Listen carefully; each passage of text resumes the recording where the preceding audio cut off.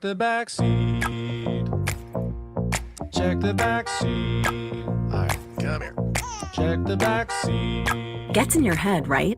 Good. Because every year, dozens of children are forgotten in the backseat of a car by a parent or caregiver. All never thought it could happen to them. But with changes in routines, distractions, or a sleeping child, it can happen to anyone. Parked cars get hot, fast, and can be deadly. So get it in your head. Check the back seat. A message from NHTSA and the Ad Council.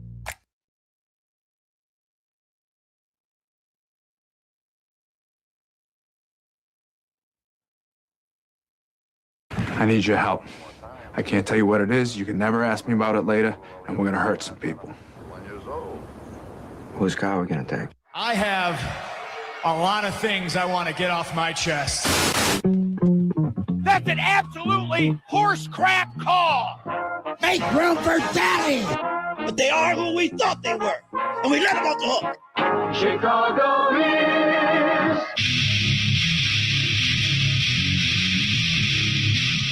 This is Middays with Matt on 1620 The Zone. Middays with Matt here on 1620 The Zone.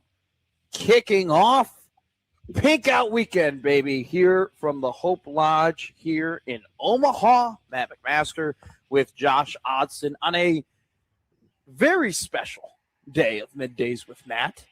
Maybe the most special. This is one of the best things that we do here at 1620 The Zone, located at the Hope Lodge here in Omaha today, kicking off Pink Out Weekend.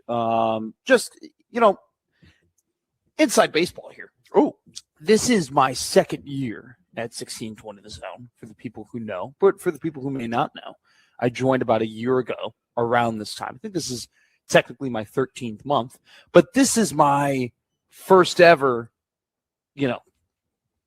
Hope Lodge Pink Out Weekend kickoff that we've ever done. These very special shows that we've been doing here at 1620 The Zone for a long time. And you being the great producer that you are. Okay, thank you. Okay, you're very welcome. Kind of gave me the lowdown of like, hey, this is what we do. This is how it is. Here's what Connor Happer, here are a couple segments Connor Happer did last year from the Hope Lodge. No pressure, but everybody loves him. Broadcast. Well, he's incredible at doing these types of things.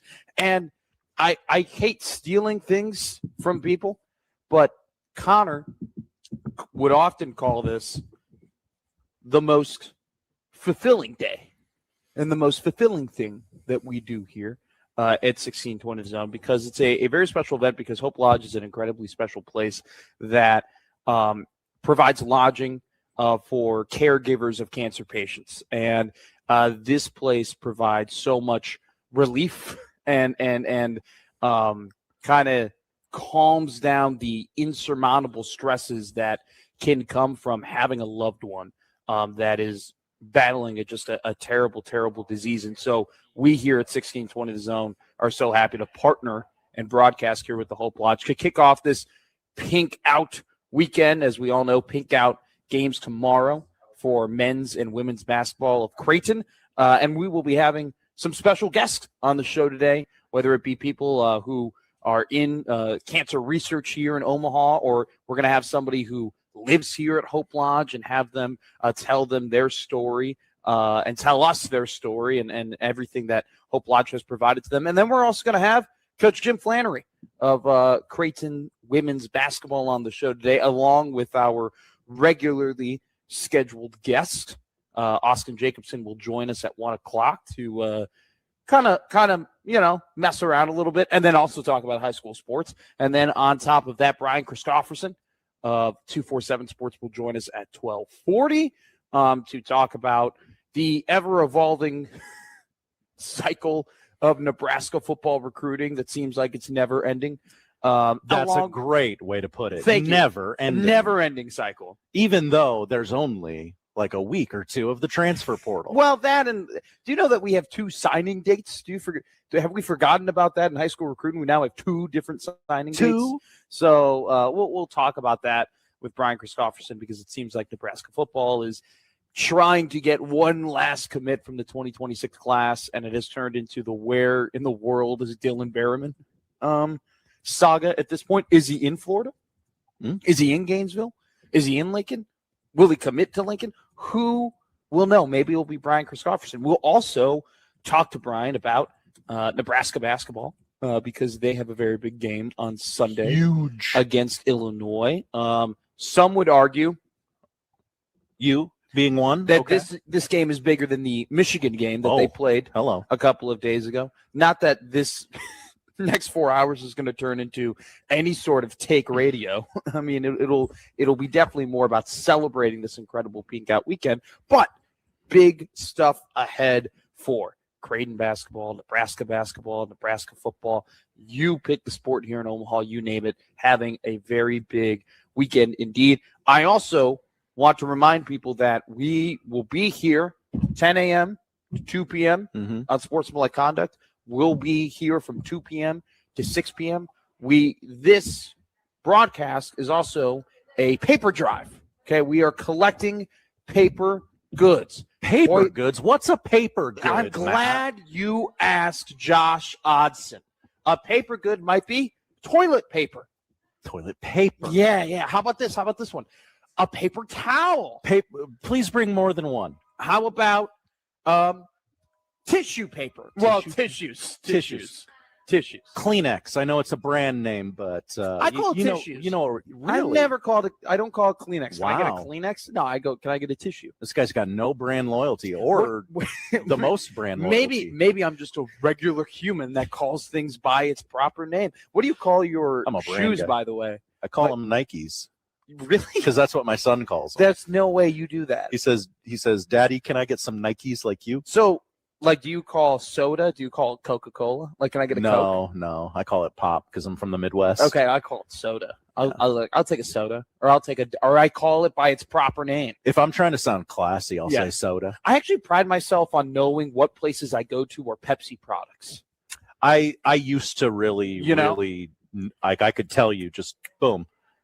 This restaurant has that. This restaurant has that. Yeah. Maybe you like sneak a peek at the dispenser over there to see what they got. Like, Coca-Cola. I know. Okay. Got that. Right. I know they have Dr. Pepper. Right. I don't have to be like, can I have a Dr. Pepper? And be like, is Pib okay? No, it's not. Absolutely not. So it's like when I go to a place, I go, hey, I've been here before. Can I get a Diet Pepsi? Okay. And it just brightens up their day. Wow. They don't have. I didn't have to do the Coke is Pepsi okay thing. Exactly. Is Mellow Yellow fine or Starry okay? So anyway, that was a great segue. We're here at the Hope Lodge, Middays with We Matt. want your paper products. Bring your paper products, your tissues, your toilet paper, your paper towels. Bring anything. Charles in the YouTube chat, Nick Stauskas calls them soft drinks. He would. Why are we still on this Nick Stauskas thing? Because that guy sucks. Okay. Whoa. Which, by the way, shout out Joey Colbert. I was listening to Happer and Schaefer today. Great show. It's a great show because I'm a great colleague that wants to listen in on to the great things that my coworkers I just want to do. steal stuff from other shows. Well, I'm going to steal this. He's going to do the Minnesota Penn State game. Nick Stauskas is. Oh. So he got booked for another date. Well, I mean, I don't want the man to not have a job. He's probably got a family. Typically, when you botch a lot of moves in the ring, you're not going to get booked, for Friday Night SmackDown. Well, there's always some little indie promotion that'll have you. Yeah, a small little indie promotion called NBC Sports. Yeah, just a small little company. They're just doing the Super Bowl and the Olympics next weekend. They definitely didn't report a $552 million quarter loss yesterday. They didn't do that. They didn't report that they lost $500 million. Real quick on that. I know how it works. You explain it to us, though. I love that Nebraska basketball fans are finally finding out that Peacock loses $500 million every quarter. No, that's every quarter since they've launched. They've lost 9 figures. I thought you were going to properly educate us on the fact that they got this deal with the NBA that they've I don't care about that. A lot of money on. I just love that Nebraska basketball fans are finally finding out something that I've known and wanted to talk with people about. How does the company lose 9 figures every quarter? I did enjoy yesterday the people being like, look, they lost $550 million. This is why they had Stauskas. Yeah. This is why they had a bad product the other night. They couldn't afford anything better. Has nothing to do with the fact that there's 100 college basketball games every night, and there just aren't 100 people who can do the job. Hey, we want to get Mark Jackson for this quarterly meeting coming up. What about Ba? Is Ba available? How about Stauskas? We can't afford Ba. Get me Stauskas. I would love to sit. I would love to be the fly in the wall in the meeting, and somebody goes, How about Nick Stauskas? How many times when you watch a Nebraska game or a Creighton game has it been Ba or Kugler or anyone who lives in the area? Okay, let me spin zone. Can I spin zone here? Please. I'm kind of now rooting a little bit for Nick Stauskas to become a great broadcaster. Nick Stauskas redemption arc? Literally, I'm kind of waiting for that because now he's created an enemy. Right, like now the first step now there's stakes, and I have something to root for. Exactly. I love the underdog. All right, I do. I always love rooting for the underdog. Back in the 70s, I would have been the guy betting on Sham against Secretariat. Okay, that's the type of guy I would have been. So now I'm kind of in on a Nick Stauskas redemption arc where he becomes a great broadcaster. And then do you know what Nebraska fans will do? Because we're great at this. You're welcome. Welcome. We made him better. We made him better. Through torment and ridicule, we made him better. We held him to the highest standard possible. Okay? We put his feet to the fire because he needed to get better. And you know what? Credit to Nick Stauskas for looking us in the face and being like, I understand your criticism. I'm going to be the best color commentator of all time. All right. Okay. Redemption arc, Nick Stauskas. I could get on board. Can we pivot? Let's pivot. Let's pivot for Team Nick. Let's zag. Yeah. You know what? We have the dead to us list. How about the alive to us? Alive to us list. And Nick Stauskas is on it. Nick Stauskas is the first person ever on the alive to us list. Big honor. Big It's honor. a massive honor. Because I like the underdog. I want him to turn things around. Charles writes in, Nick Stauskas' broadcast style reminds him of a young Nick Stauskas. How dare you? How dare you? How dare you compare yourself to yourself? Don't let Jacob Bigelow see that. He'll put you in a body bag. Hi, Biggie. Hi, Biggs. I don't know if he's in here yet. Anyway, pivoting here. We want your paper products. All right. We want your tissue. 8030 Farnham Drive is where you can find us. I know we've been here for how many years have we been doing this? It's been 4 or 5 now. But wow. Okay. I actually didn't know. I knew it was an extended period. I'm here to help. I'm here to educate. I'm here to get things wrong. Those are called Nick facts.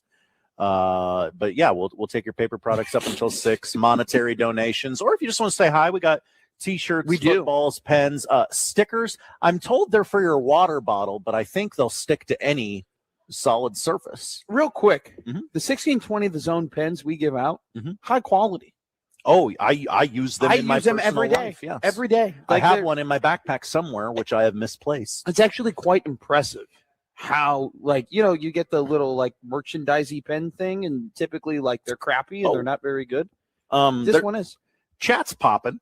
I have some questions. No, we're not doing this. Not here at the Hope Lodge. A lot of people asking about first date info. Nope. Not the Hope Lodge. Was there a date last night?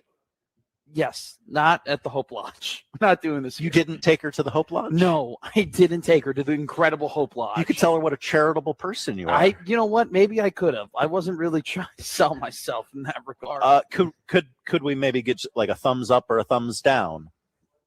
Okay. Actually, we'll go like that. 2 thumbs up. 2 thumbs up. Hello. It was what I wanted it to be. Okay. We'll put it that way. That's terrific. But don't get your mind out of the gutter. No, I wasn't meaning in that regard. But it was good. I'm 40. I'm tired. I'm too tired to be in the gutter. You know what? Here's the thing. There's 2 sides of this though. There's the side that is you're too tired to be in the gutter, and then there's the other side where you're too energetic about it. Yeah. And you're too excited. That's right. I don't want to come off and you're too invested. Yeah. You're like, tell me all about it. What was it like? What's she smell like? Your paper products. We want your paper your products. your paper towels, your tissue, thank you. So they've noticed we've gotten off track slightly, so they gave us some talking points. we'll get to the talking points. Eventually. Connor Happer is here, by the way. He is. He's here to make sure that we needed to bring in the babysitter. Yeah, pretty much. For the amount of fun that we're going to have today. In all seriousness, dial back in here. We are at the Hope Lodge here on 80th and Farnham in Omaha.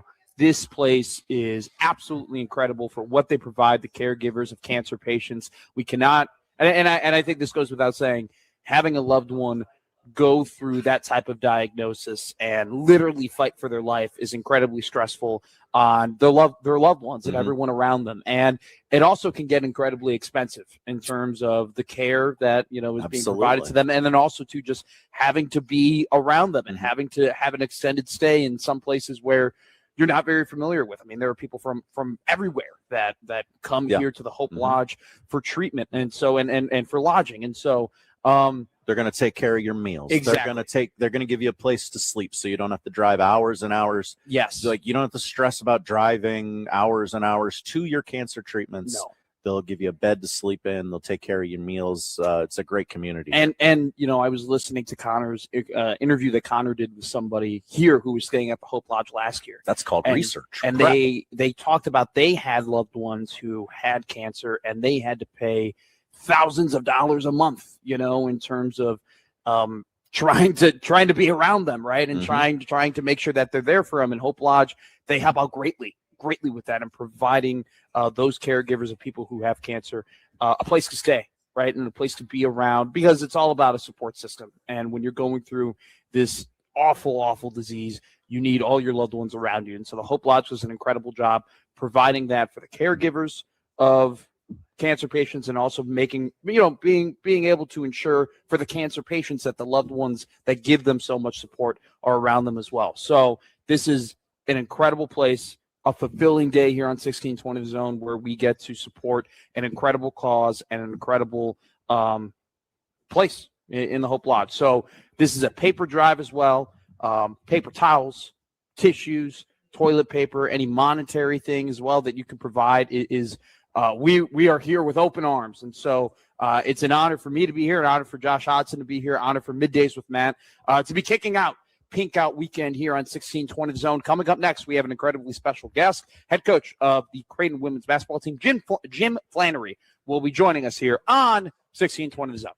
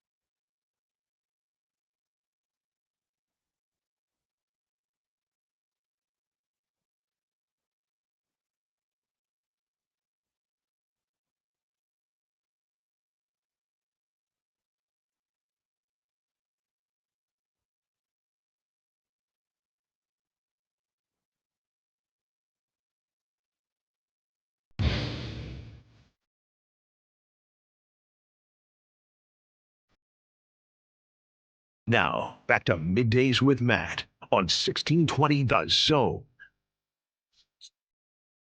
We have an incredibly special guest here on the Middays with Matt show. Having you, not that it's an honor or anything for you, but you are this is head coach of Creighton women's basketball, Jim Flannery. Coach Flannery, you're the first coach to ever be on Middays with Matt. So I love it. I know. I guess. Coach Stroh was on. Dang it. The second coach to ever be on with Middays with Matt. Is this your second week or no? Is this your third week? Third week. This is week 3. So thank you for paying attention to that. I do. Well, I ran into Connor, and he told me that I talked to him at a Creighton men's game on a Saturday, and he said, "Oh, my job changes on Monday." And I said, "And how long have you known that?" And he said, "For just today or yesterday." So, yeah. It's been a hectic couple of weeks, so I'm glad you're here to remind me this is week you 3. got the better end of the deal getting to sleep in now. Absolutely. Absolutely. I told you before we got in the air, I hate bragging about it in front of Connor because I feel bad about it, but I didn't realize how much sleep I was missing out on until I got this job. So thank you for listening. Thank you for paying attention to the station. It means a lot to us. How much does this kind of pink out weekend, and I know you guys had your pink out game a couple of weeks ago, just how much does all of this mean to you as a coach, being here at Creighton for a long time and experiencing a lot of these at this point? Yeah, I think the big thing is when you get to my age, you've had so many encounters with cancer, families that have had cancer of your players or your peers. And, I lost my father at 22 of cancer. So I'm aware of the advances that cancer research has provided. I mean, and I have a mom who's was a nurse, and just to hear her talk about how cancer sentences used to be, or cancer diagnoses used to be death sentences in so many cases, and now they're not. There's so much more hope. There's so much more available. The treatment is so much different. Again, I'm not a medical person, but it's your life experience. But the conversations I've had with my mom in terms of just, that's not as big a deal as it used to be. And that's because I'm old, and 30 years ago, those diagnoses were much more severe and harsh and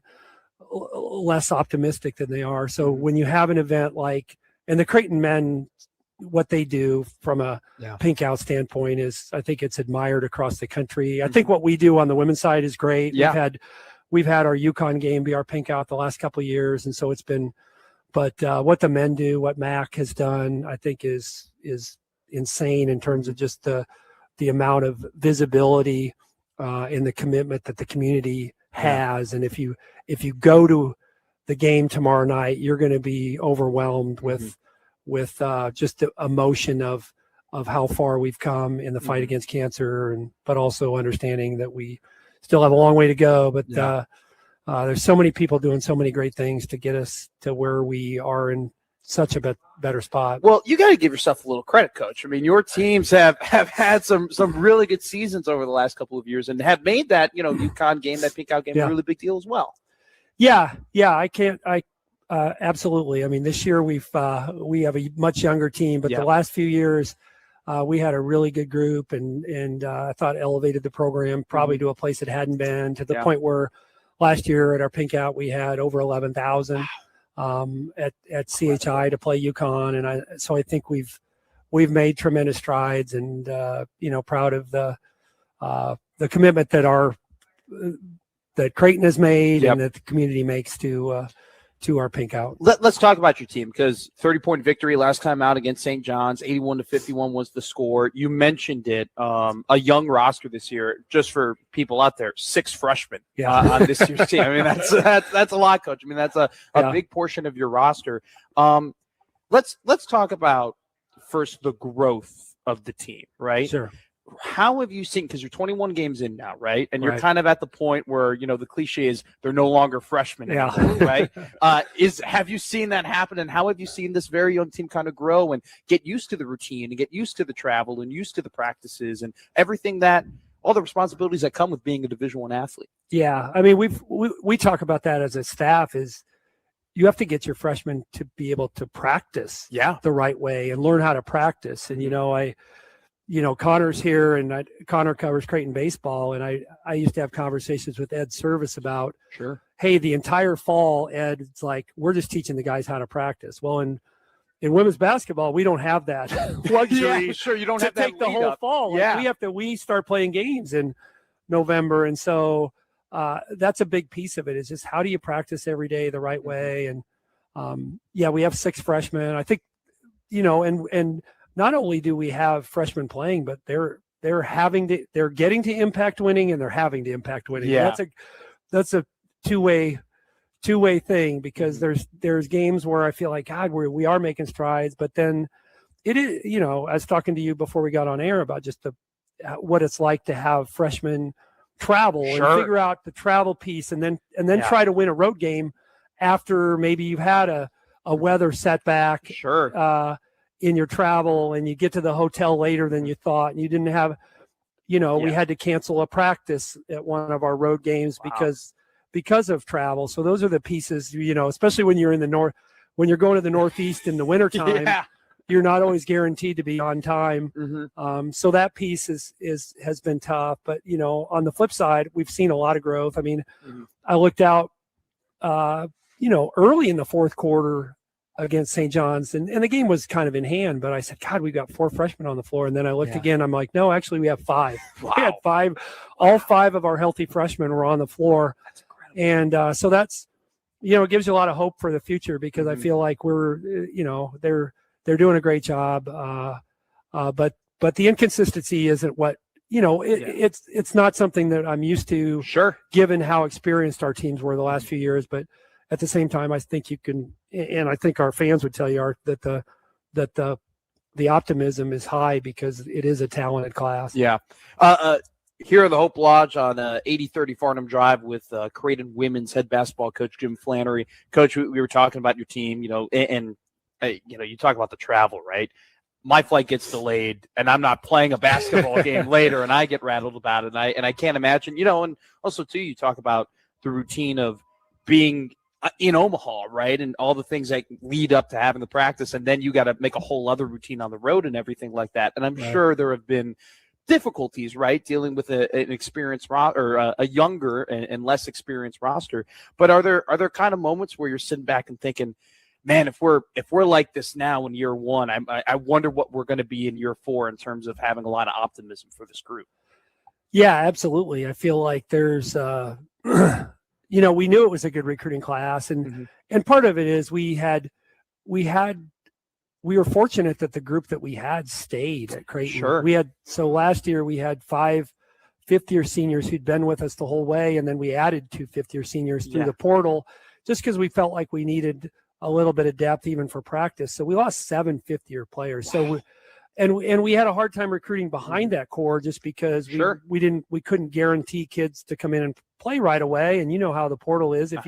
If I don't see that I can play till year 3 or year 4, I'm not going there. Yeah. So we kind of knew that this year we would throw a lot of freshmen out there, and we chose to play freshmen and not go out and get a bunch of portal kids. We took a post player, Grace Buffelli, out of Northern Iowa, who's been great for us. But we knew from the standpoint of just being young, we would have a group that could grow together. And I think that's, I was saying to somebody, the nice thing is these guys will push each other to be better. They're motivated and they're talented, but there's things they don't know as college freshmen. I get that. And they have to be reminded a little bit more than you want. But I think at the end of the day, this group will push each other, and they'll and when you grow in the program together, I just think you have a more likely outcome that's going to be really good. That is really interesting, Coach. You bring that up, because you're totally right. In this day and age, and I think a lot of coaches across sports have elected, hey, we're going to go out and we're going to get 5 or 6 older players, and we're going to put a Band-Aid on this thing, and we're going to try and roll it out and be as competitive as possible. You've taken the approach of, you know what, we're going to get young, right? We're going to get young. We're going to get young, and we're going to. But I think something you mentioned here, right? In the St. John's game in the fourth quarter, you guys play 5 freshmen.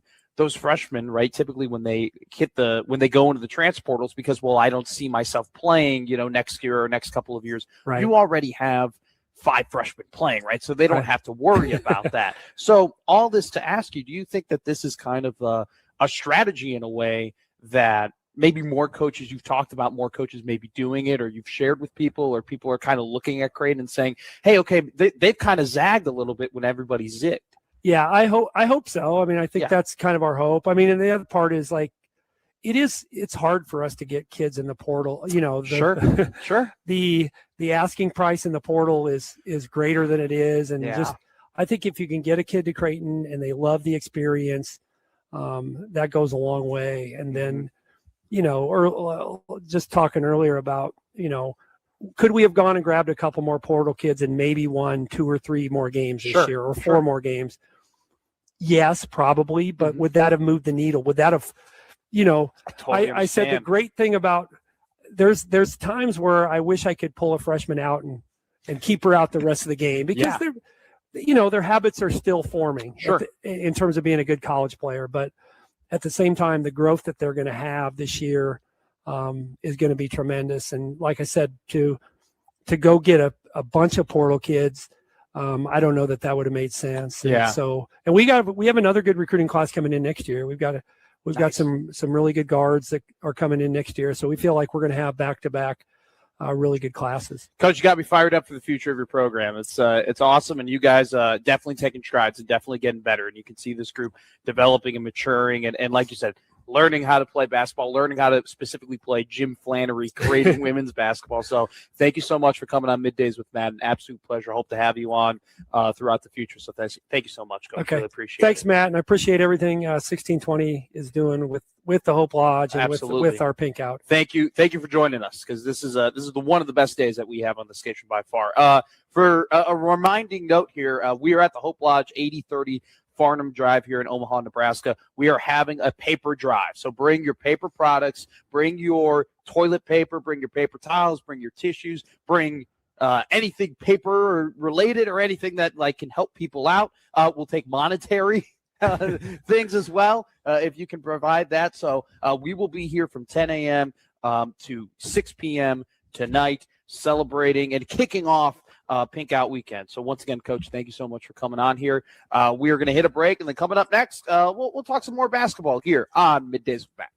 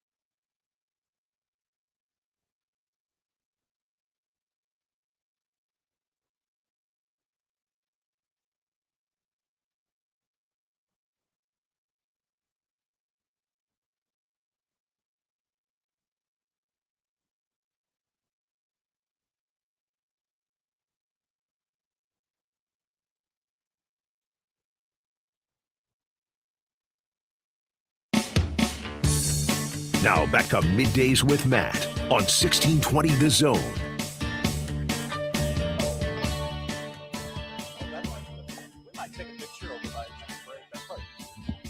Middays with Matt here at 1620 The Zone. We are at the Hope Lodge kicking off the Pink Out weekend here as UConn comes to town. Dan Hurley and the boys take on Greg McDermott's Creighton Blue Jays tomorrow. One of them has hair, the other none.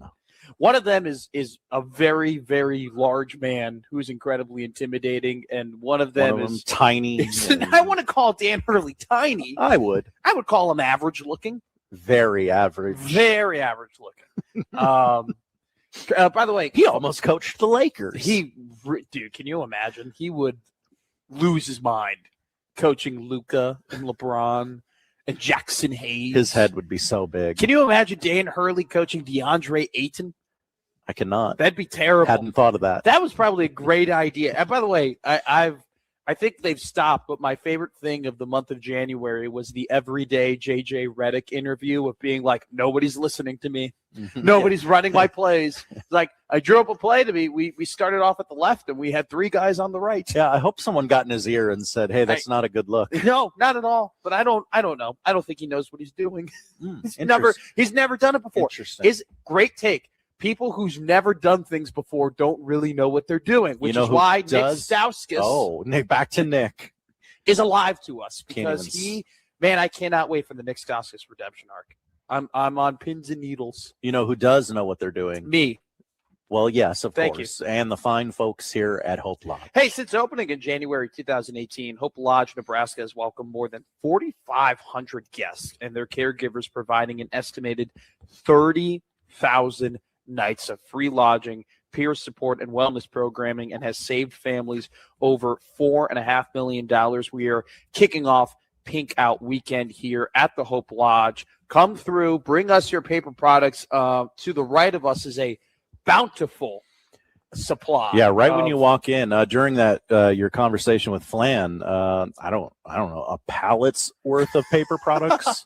Pallet's worth. That's a good one. They were delivered, paper towels, toilet paper. So we're off to a great start here. Could use your paper products. We'll be here till 6. And we'd love to say hi. We come drop off your paper products. Yes.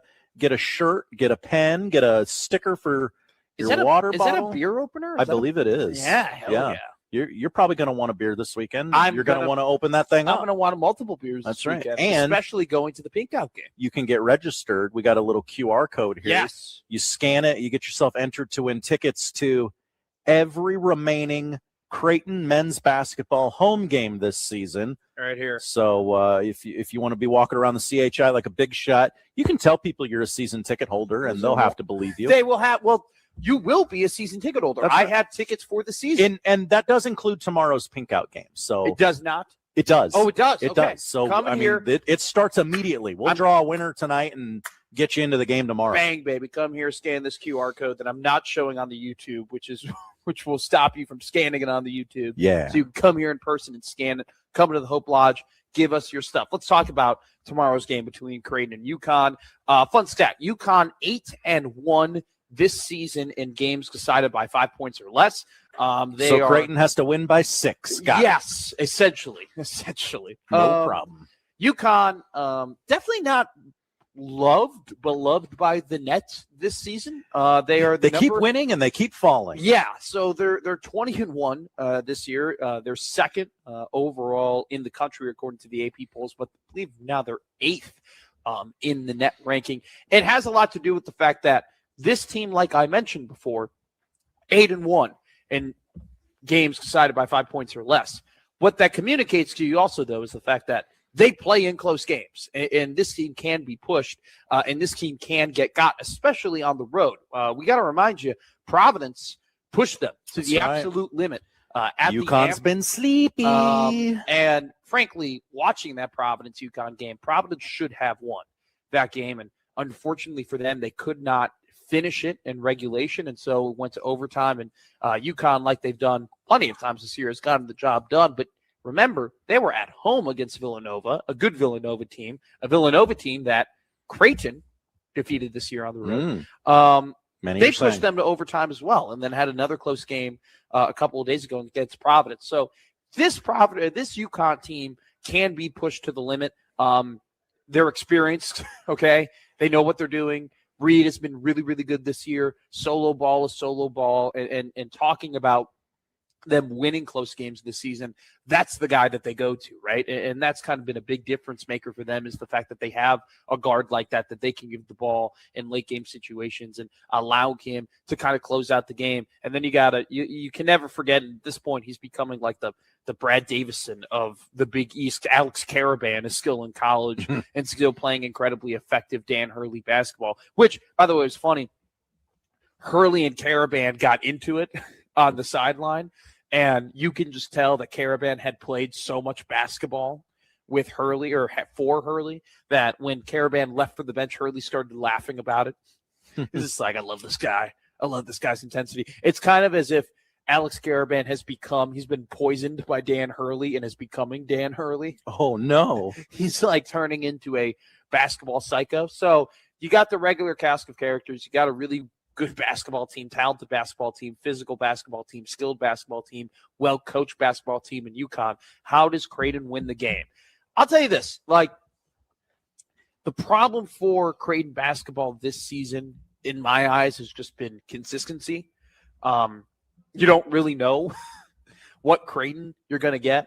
Maybe the funniest way to describe it is Creighton basketball this year is like a box of chocolates.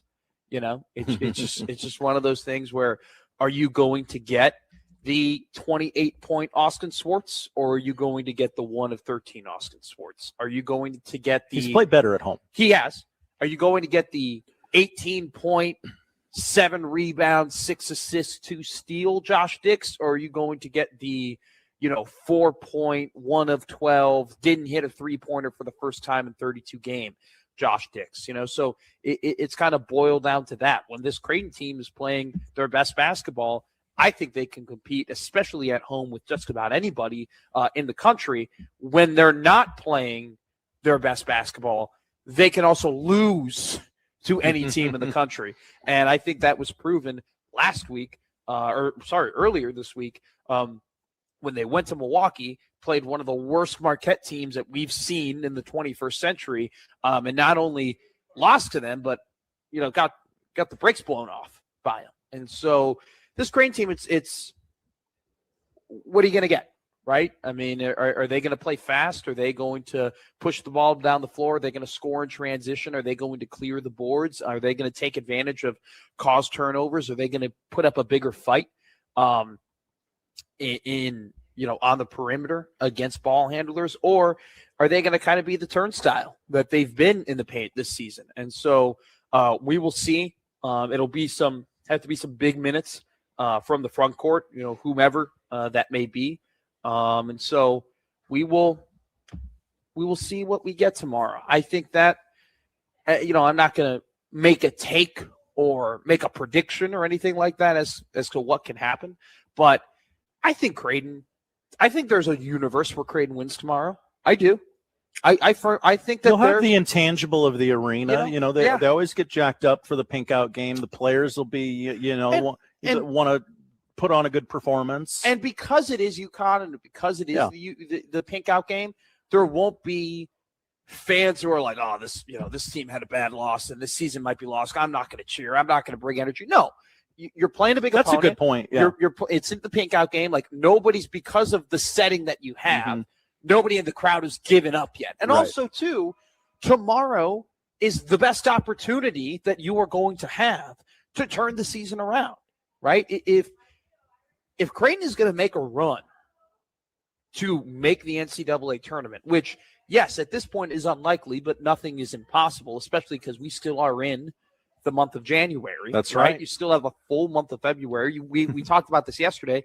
You have 5 Q1 win opportunities in the month of February. If they are going to turn things around and make the postseason in the manner that they want to make the postseason in, it starts tomorrow. I mean, tomorrow can be the turning point. Tomorrow can be the spark that lights the flame. That could be a big February run, which is what Creighton will need in order to make the NCAA tournament. And look, we cannot I think we overlooked this a little bit. Yeah, the team has its flaws, but still is incredibly talented. And there was a reason why they came into the season ranked, right? It's not as if they've lost the talent. They just have weaknesses on this team that other teams have been able to expose. Can they overcome it with their shot making ability? Yes. Is that a consistent recipe that you can count on game in and game out?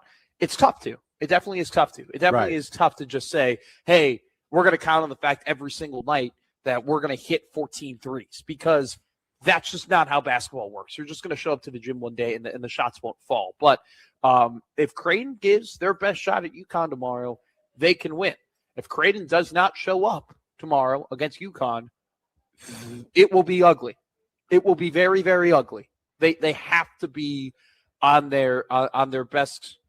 They have to be at their best, plain and simple. And so UConn, it's funny. I think sometimes you walk into games against teams that are top 5 of the country, and you kind of think in your head, well, what if they just don't have it tonight? Right? What if it's just one of their nights where they're not hitting and they're not playing well? That always can happen. I think over the last 4-year history, I'd say that Dan Hurley squads are probably less susceptible to that than maybe most teams in the country, because they're just so consistent. But this season's a little bit different.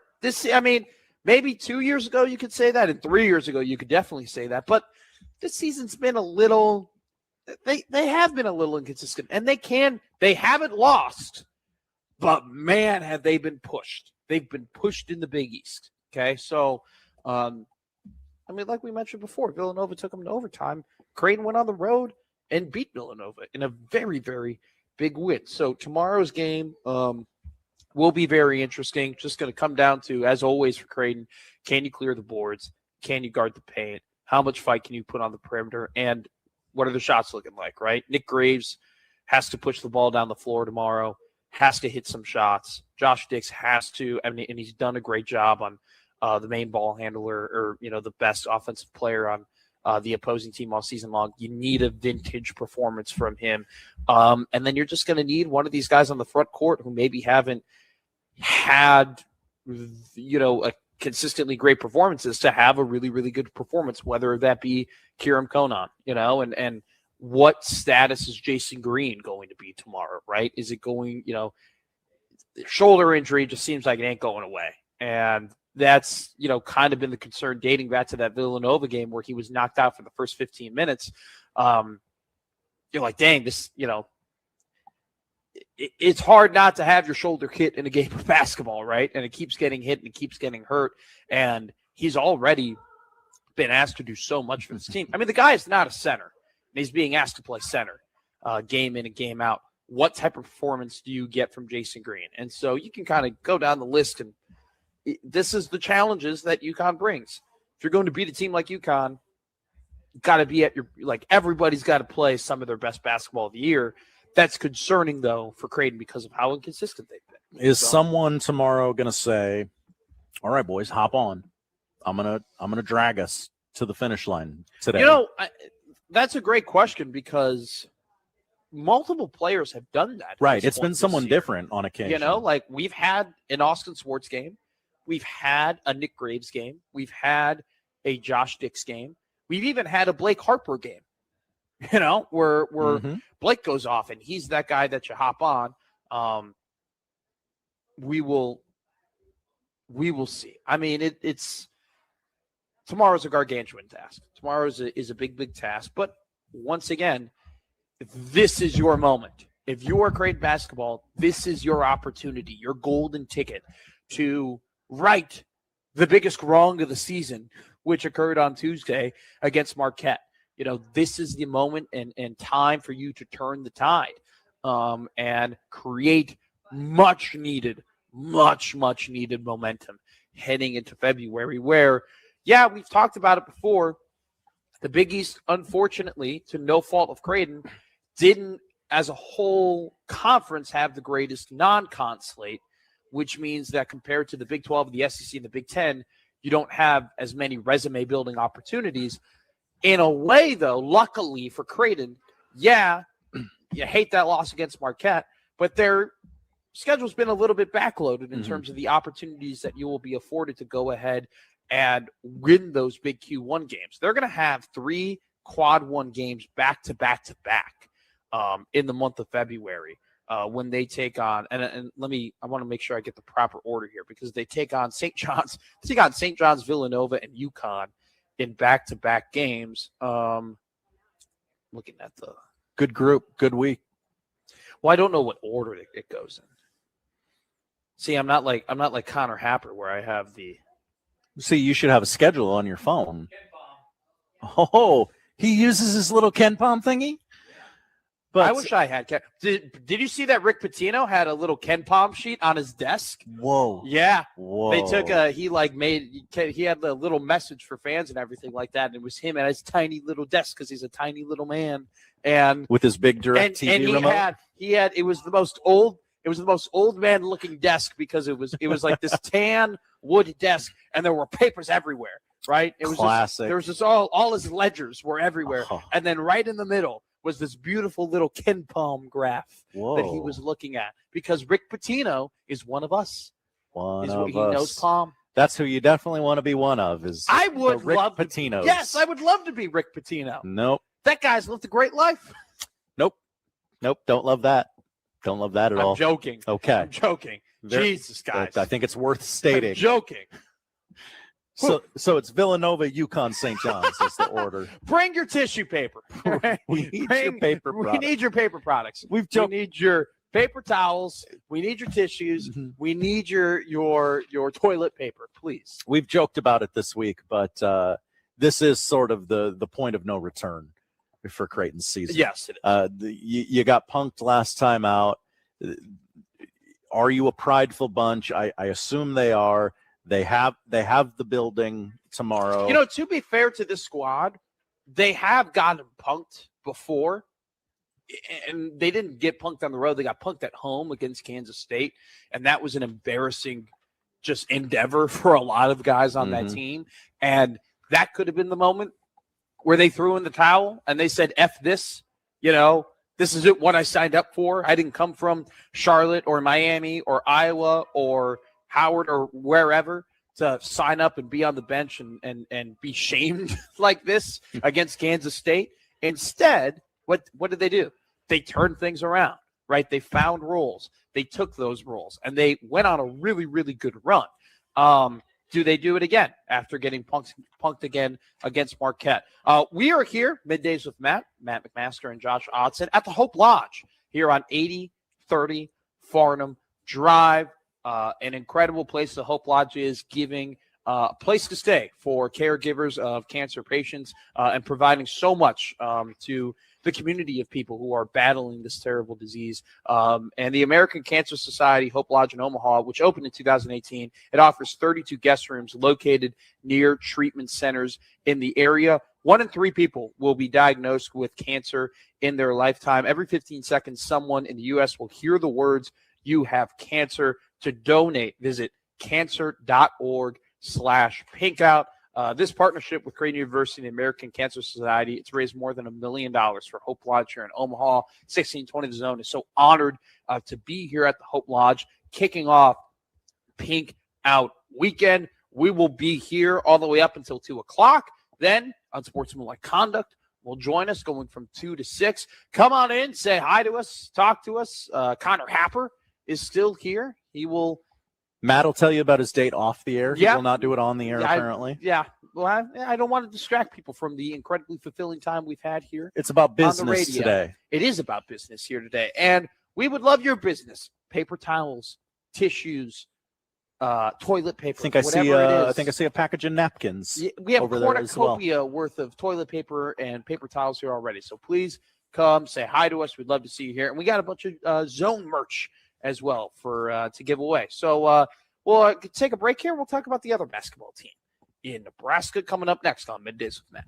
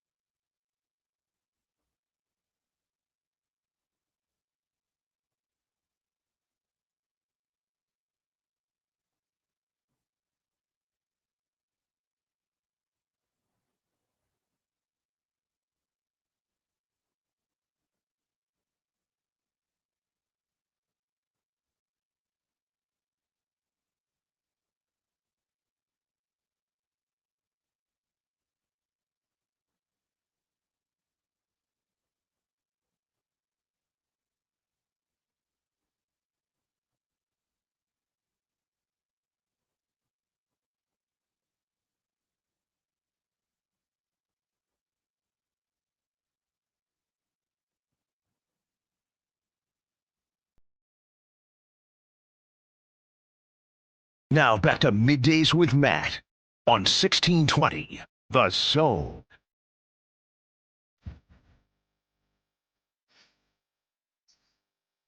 Connor Happer here, taking me down the road of bad Cubs seasons. Making me infuriated before we talk about something that should not be infuriating. Talking about something that should be good.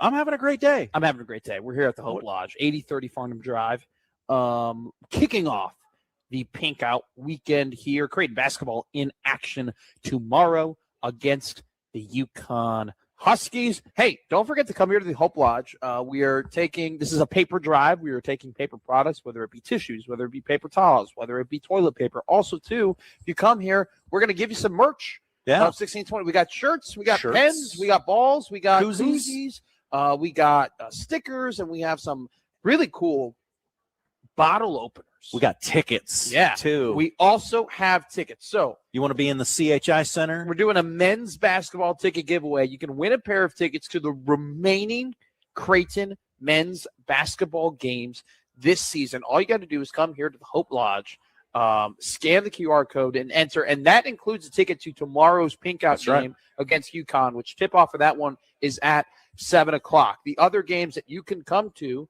or that you could win to be able to go to, include Seton Hall on February 7th, Villanova on February 14th, DePaul on February 25th, Providence on February 28th, and that's it. Those games. So Providence, Villanova, DePaul, and UConn, and Seton Hall. Sure. Don't forget about Seton Hall. They're the last team in, according to some brackets. They are 50th in the net ranking. Ooh. You could tell your loved one, hey, you always nag me because I don't make Valentine's Day plans early. You could stroll inside your house this afternoon and say, honey, Valentine's Day is taken care of. We're going to see the Jays. We are. And she'll go, why would we do that? No, stop it. No. That's rude. No. You would go and see the Jays because of the fun, exciting, fast basketball action that they get. I'll tell you this They'll right now. They'll say, thanks for taking me out. I appreciate that. Can I get nachos? Can I get popcorn? And you'll say, yes, of course. You'll be like, that's expensive, by the way. That's what you would say. No, that's what you would say. Most people would just go along. I'd be like, you got that money? I don't know. What the hell do you think this is? All right. Are you buying the beers? Is this a charity? I mean, I'm sorry. I got you tickets. No. Gonna get you. By the way, don't get nachos. Nachos they're such a bad investment at sporting events. Whoa. It's just chips and cheese. Let's dial Power in on ranking. this. Yeah. Okay. Nachos are a bad investment. It's because they're way too much money. And it's just tortilla chips and cheese. And look at the little thing of jalapenos. Like, it's not that big of a deal. It's really not that high quality. But they're delicious. Okay, but I'm only going to pay $7 to $9 for nachos at an event if it comes with the meat, if it comes with onions, if it comes with tomatoes, if it comes with the works. I'm all in. Okay, what's the value play at the arena then? I think the value play at the arena forever will always be a hot dog. I think a hot dog is just a straight up, because it's not going to be as expensive as a burger, and it'll be cheaper than a brat. It'll be a little bit less than a piece of pizza. You get 2 hot dogs, put plenty of mustard on there. Also, too, you can never go wrong with the toppings that they provide for a hot dog at any sort of sporting event. All right, I put it on the poll. Are nachos a bad investment? I think nachos. I think you're going to get killed on this. I'm talking about for like an in-game experience. Sure. I think 2 hot dogs, best bang for your buck. That's what I'll go with. I didn't mean that this would turn into hot take radio, but I mean, we specifically said we weren't going to do takes. I can't help myself. I cannot. You cannot. No. You can't put baby in a corner. I'm a peacock. Right? You got to let me fly, Captain. You got to let me fly. We'll do a desk pop later today. They called me the Yankee Clipper. All right. They it's do ridiculous. call you that. I mean, like, you can't just put me take guy in a corner and say you can't do takes. We can't take you anywhere, Mr. Take. I have an opinion on everything, which I've become a little bit better at holding back some of those opinions. Good. Okay, that's good. Because we don't always need them. We're in public. This is a classy place. We're here at the Hope Lodge, which is the classy place that we're at, 8030 Farnham Drive, Omaha, Nebraska. Since opening in January 2018, Hope Lodge has welcomed more than 4,500 guests and their caregivers, providing an estimated 30,000 nights of free lodging and peer support and wellness programming, and has saved families over $4.5 million. This place is absolutely incredible. Immaculate facility. There are very few things that are more. There are very few things that are just more scary than being told, "Hey, good take, Matt." Jeez, Josh. There are very few things that are more scary than being told, "Hey, you have cancer," and there are very few things that are more scary than finding out that one of your loved ones has cancer because of just all the lives that this terrible disease has taken. And Hope Lodge takes people in a very vulnerable and fearful moment and provides them help and stress relief and monetary relief as well. And so the people here who have to be here for an extended period of time out of state, from different places, get to come here to Hope Lodge, and they provide lodging and food and support and careness. And so this is it's such an honor for Middays with Matt and 1620 The Zone to be here kicking off Pink Out Weekend and supporting such a great cause like this. And the Creighton University and American Cancer Society has raised more than $1 million for Hope Lodge here in Omaha. Every 15 seconds, someone in the U.S. will hear the words, "You have cancer." Go to cancer.org/pinkout to donate to this incredible cause. And we are here we're going to be on the air until 2 o'clock here. We are then going to pass the baton off to Unsportsmanlike Conduct, and they will be here at the Hope Lodge until 6 o'clock tonight. We have so many great things for you here. We have T-shirts, we have balls, we have pens, we have beer openers and koozies. Come here, bring a paper product if you can, or two. Anything will help. Paper towels, toilet paper, whatever it is, we will gladly take it because it's for such a great cause here in Omaha, and we are very lucky enough to be able to talk to a lot of professionals here that are doing cancer research that are. We'll talk to some of them later on today. We are. So in our next segment, we're going to go ahead and talk to Julie Murray of Methodist, and she's going to just talk to us about and educate us more on the things that Hope Lodge does and the things that she does, and just more things for people to know, because this is like I said, cancer is.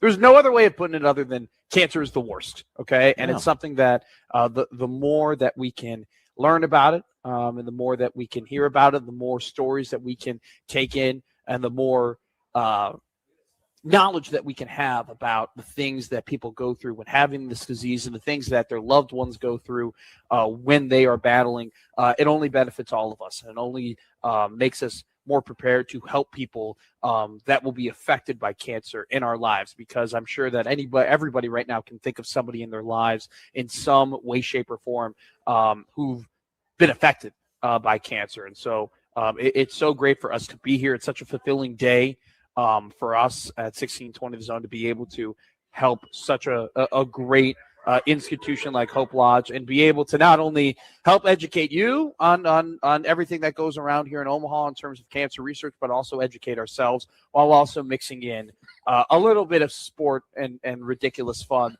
like nachos being a bad investment at games, which somebody goes, Hank says, I'm actually with Matt, which, by the way, I don't like it when people actually this time, as in, it surprises myself that I'm siding with Matt. I'm actually siding with Matt. It's okay to side with Matt. I think I would rather take insults than backhanded compliments. Is that a hot take? Would I rather take?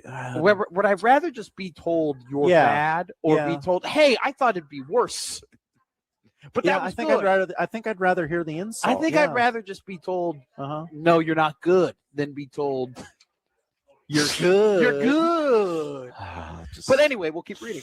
Hank goes, I'm actually with Matt. In no instance have I ever wanted nachos at an event where I sit in arena-style seating. They're just chips and cheese. But it's not a whole lot. What more do you need? Keep it simple. No. Hot dogs with mustard, relish. Classic Chicago guy. If they have raw onions there, I'll put a couple raw onions in there. I'm going to ask you a question I'm not Yeah. sure you know the answer to. Go ahead. Where does Chicagoans, and I know we're talking Chicago people, where does the aversion to ketchup come from? Are you a child? No, I'm not. There we go. That's the answer to your question. We are here at Chicago, Hope an adult Lodge, city. 8030 Farnham Drive at the Hope Lodge. Please come in, say hi to us. I'm here. Josh Hodson's here. Connor Happer is holding court like he always is. The Don He said of it was 1620. He said he was going to leave half an hour ago. What a lie. What a lie. He can't help himself. Yeah. Look at how he's sitting over there, just commanding the room. Yeah. I mean, he is Claims to just be listening. Claims. That's what he does. He just listens to people. Such a great listener. That's what is. We need that in society. We do. Hopefully you'll listen to us next as we talk to Julie Murray of Methodist coming up here on Middays with Matt.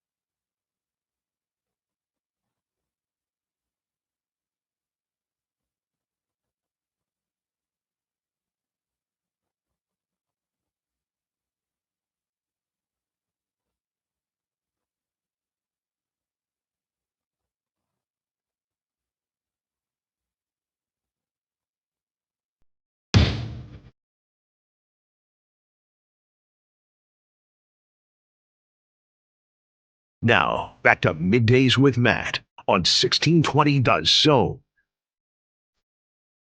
Middays with Matt here on 1620 The Zone. We're at Hope Lodge on 8030 Farnham Drive. We have an incredibly special guest, Vice President of Methodist and President of the board, the Omaha Board of the American Cancer Society, Miss Julie Murray, not Dr. Murray. That's right. Julie Murray here. That's right. Thank you so much for joining us here at the Hope Lodge. Really appreciate it. Thank you. My pleasure.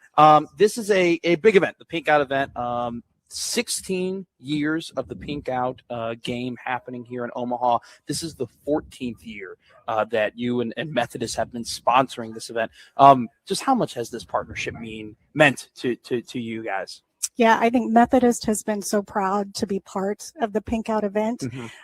It's really so special just to bring this to a national stage and show that, because cancer really affects everyone. There is not one person on the face of this planet, I'm pretty sure, that hasn't been affected by cancer, either personally or someone that they know, right? And so having that Pink Out event and seeing everyone represented there, and it's just amazing. So it's great to bring that forward. A million%. And talking about, I mean, a wonderful event the Pink Out game is, and this place, Hope Lodge, what a wonderful place this is, right? Just bringing so much relief and support to the caregivers of, people who have cancer, right?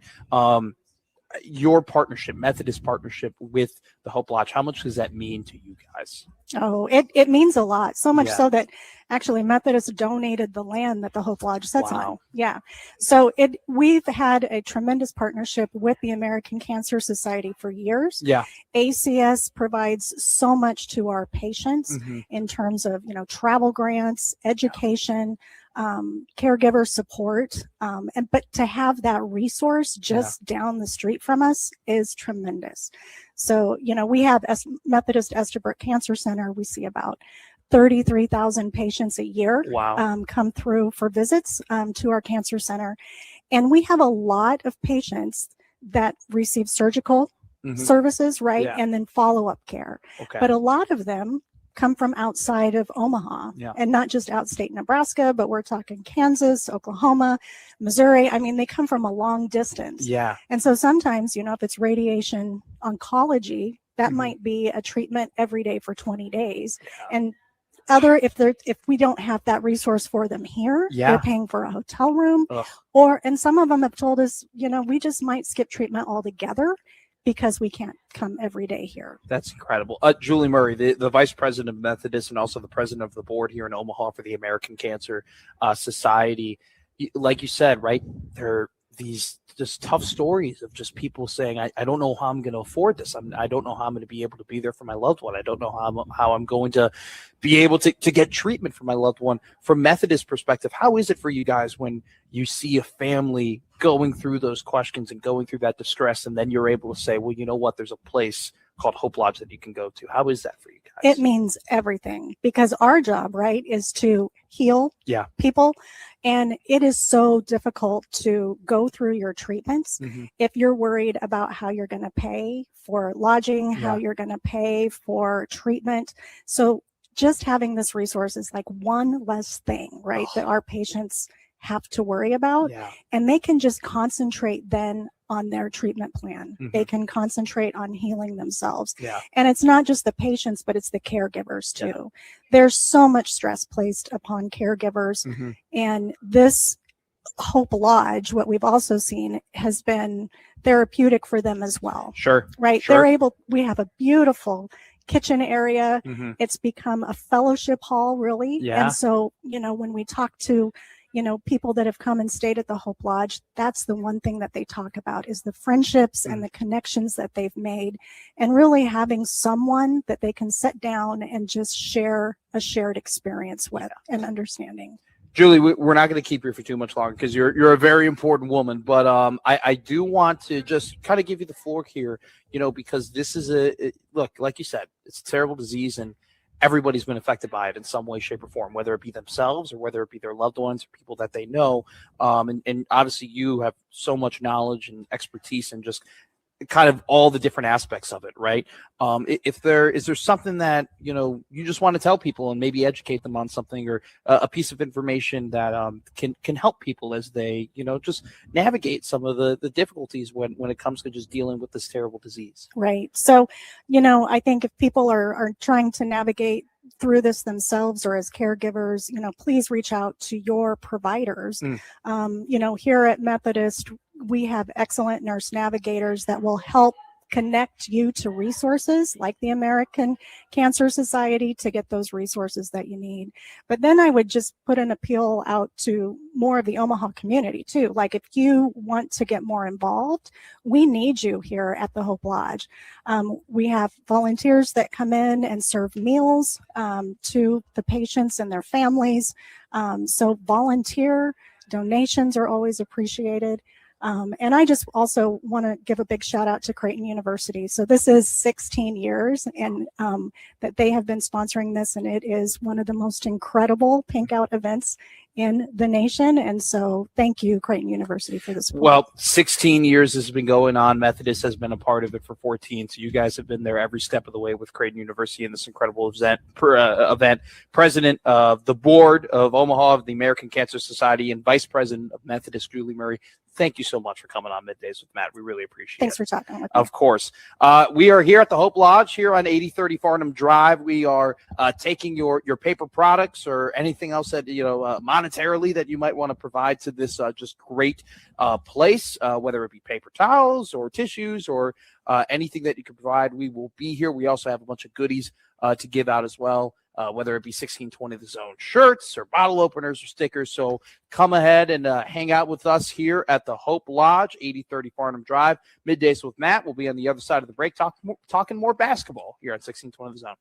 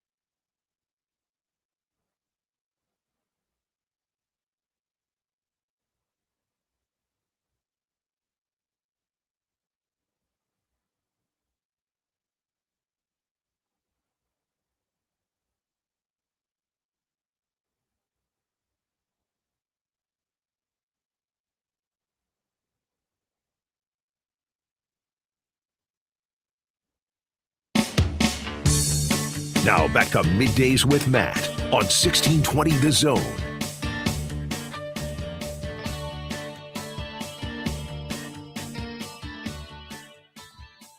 Fred Hoiberg is speaking right now. The reason why I know is that just such an anticipatory press conference that Fred is having, because so many people have told me I have to move everything around to listen to it. Oh yeah, no one can talk to us because they're listening to Fred. Literally, which I guess good for Nebraska basketball. That's that great for Nebraska ball. That their coaches' words actually matter. Yeah, that people are actually looking forward to what their head coach has to say, as opposed to being like, man, I'll just read it in an article tomorrow. Be no big deal. Revealed though, literally a minute ago, that Brink Mask had to go to the ER to battle severe dehydration after returning from Michigan. He felt better Friday morning, watched film, and went through non-contact practice. If he responds well, he should be available versus Illinois. But I think that it was one of those things where people I think just assumed, okay, stomach bug, throw it on up, drink your Gatorade, have a couple IVs, have some waters. Jordan did it. You'll be good to go versus Illinois. Now it's kind of turned into it just seems like from this wording that there might be potential. He should be available versus Illinois. But still could be, that leaves the door open for maybe he isn't ready to go, which would not be good. They're going to want him. Yeah, their defensive game plan against Illinois in the beginning of that game was to switch everything but Rink Mass, switch everything but the 5, switch 1 through 4. They later then adjusted that as the game went on, and they kind of found the answer with switch on everything. It'll be interesting to see tomorrow if they stick with that, if they go with, hey, we're gonna switch everything possible. And then I thought Illinois didn't do a very good job of taking advantage of that, especially when you had Vonimir Ivisic who's 7'1", on a 5'11" Sam Hoiberg. Maybe here's a hot take. Maybe dump it into that guy and see what he can do. They didn't really do that. Guy knows the ball nearly as much as I anticipated that they would. So it'll be interesting to see tomorrow what Nate Lesnar has dialed up here for Nebraska basketball. It'll also be interesting to see when they play some of these teams a second time, how that is going to go. Because I don't think that, especially when they played the Michigan State game, and especially when they played the Washington and Oregon and Northwestern game, there wasn't a shock factor in those games that, oh my God, Nebraska is good, because up to that point they were 14, 15, 16-0. And you knew that, hey, this is a good basketball team, especially if you're watching the tape. But I do think there was a shock factor of how they play defense, the doubling on the baseline, the forcing baseline, especially like in the Ohio State game. I mean, it seemed like they were just doubling everywhere. I mean, Nebraska plays incredibly intense and fast help defense. And I think that if you're a team that you're not anticipating that, it leads you to turn the ball over a ton. It'll be interesting to see here when they play Illinois a second time, a team that has played against this aggressive defense. Are they more ready? Are they more ready to skip the ball across the court? Are they more ready to get out of double teams? They know better now than to try and force the ball baseline. And so this will be an interesting month of basketball for Nebraska when they start playing teams that have already kind of seen the looks that they can give to them on defense. It'll also be very interesting to see what the status and even performance of Rink Mask is going to be, because once again, Nebraska can go ahead and play Maryland, Penn State, and Rutgers without Rink Mask and be okay. They can play them without Braden Frager and go out and be okay. You can't play these top teams in the Big Ten. And by the way, big game tonight, Michigan State. Play. I mean, that's going to be massive, especially for determining position in the Big Ten standings. Right now, Michigan and Michigan State tied with Nebraska for first place in the Big Ten standings. Am I right on that? They're playing tonight, right? Sure. Is it on your what to watch? I haven't done it yet. Yeah, they are. 7 o'clock. Going to wait till you talk to one of our fine many guests. You gave me a look. That's just my face. See, I can't know. be responsible for what my face does when you talk. You definitely have to be responsible for what your face does when I talk. Okay. Sure. I don't know who said it. Big Fox tonight. I don't know who said it, but someone who's much smarter than me said you communicate more with your face than with your words. 60% of communication is nonverbal. Yeah. Who said that? I don't know. Is that just they? I think it was Chaucer. Who?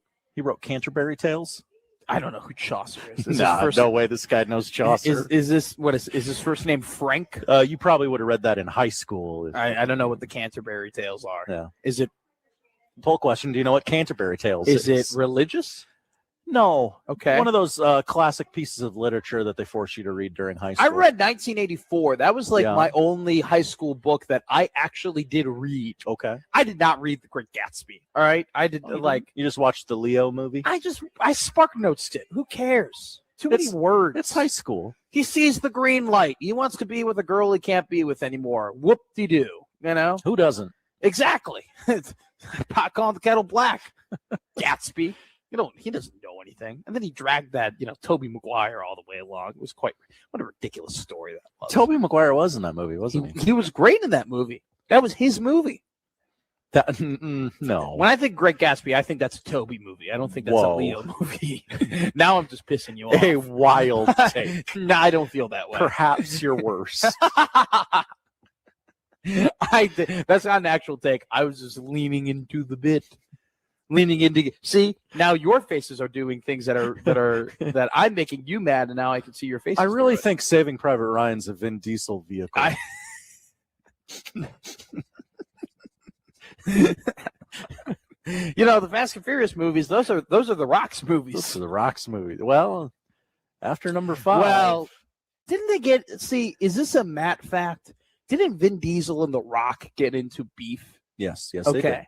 They could not be on set together because neither one wanted to lose the fake fights that they participated in the movies. Well, you know what? That's kind of been The Rock's thing for many, many years. Doesn't like to lose. Do you think The Rock was like on the Fast and Furious skits or Furious movie sets, and he was like, "We need to get a better booker"?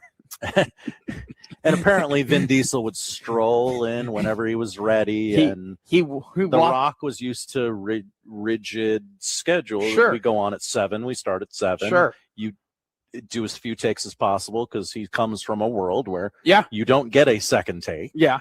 So they had some work ethic issues as well. And then Vin Diesel goes, "Hey, Buckaroo, I don't know if you know how this works, but these are my movies. These are my creations, buddy. All right, you follow my rules." Do you think that, like, Rock walks into the Fast and Furious set, he goes, "Who's the agent on the match? No Ventura? Who's booking this? Who's booking this thing? Yeah. Who's calling this? Who's calling this match?" It might have come up here and there. All right. Well, I don't know how we transition out of this other than why don't you tell the people why we're here that's today? a good point. We're at the Hope Lodge, 8030 Farnham Drive, paper drive here today. Please go ahead, if you can, bring us your paper towels, bring us your toilet paper, bring us your tissues, bring us any useful paper products. We have a cornucopia over there. Also, too, if you come here and you donate at the Hope Lodge, you can get your Creighton Pink Out shirt. Here's the play. What's the play? Oh, give me the lowdown here. You bring us some paper products. You come say hi to us. You get yourself some nice pieces of 1620 The Zone swag.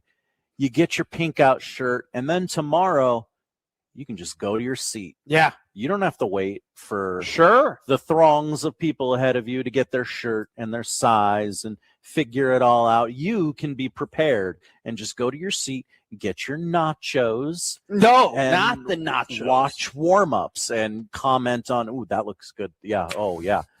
Swartz is really feeling it today. Yeah. He said he's Jay's live. We'll be live with Connor Happer with special guests.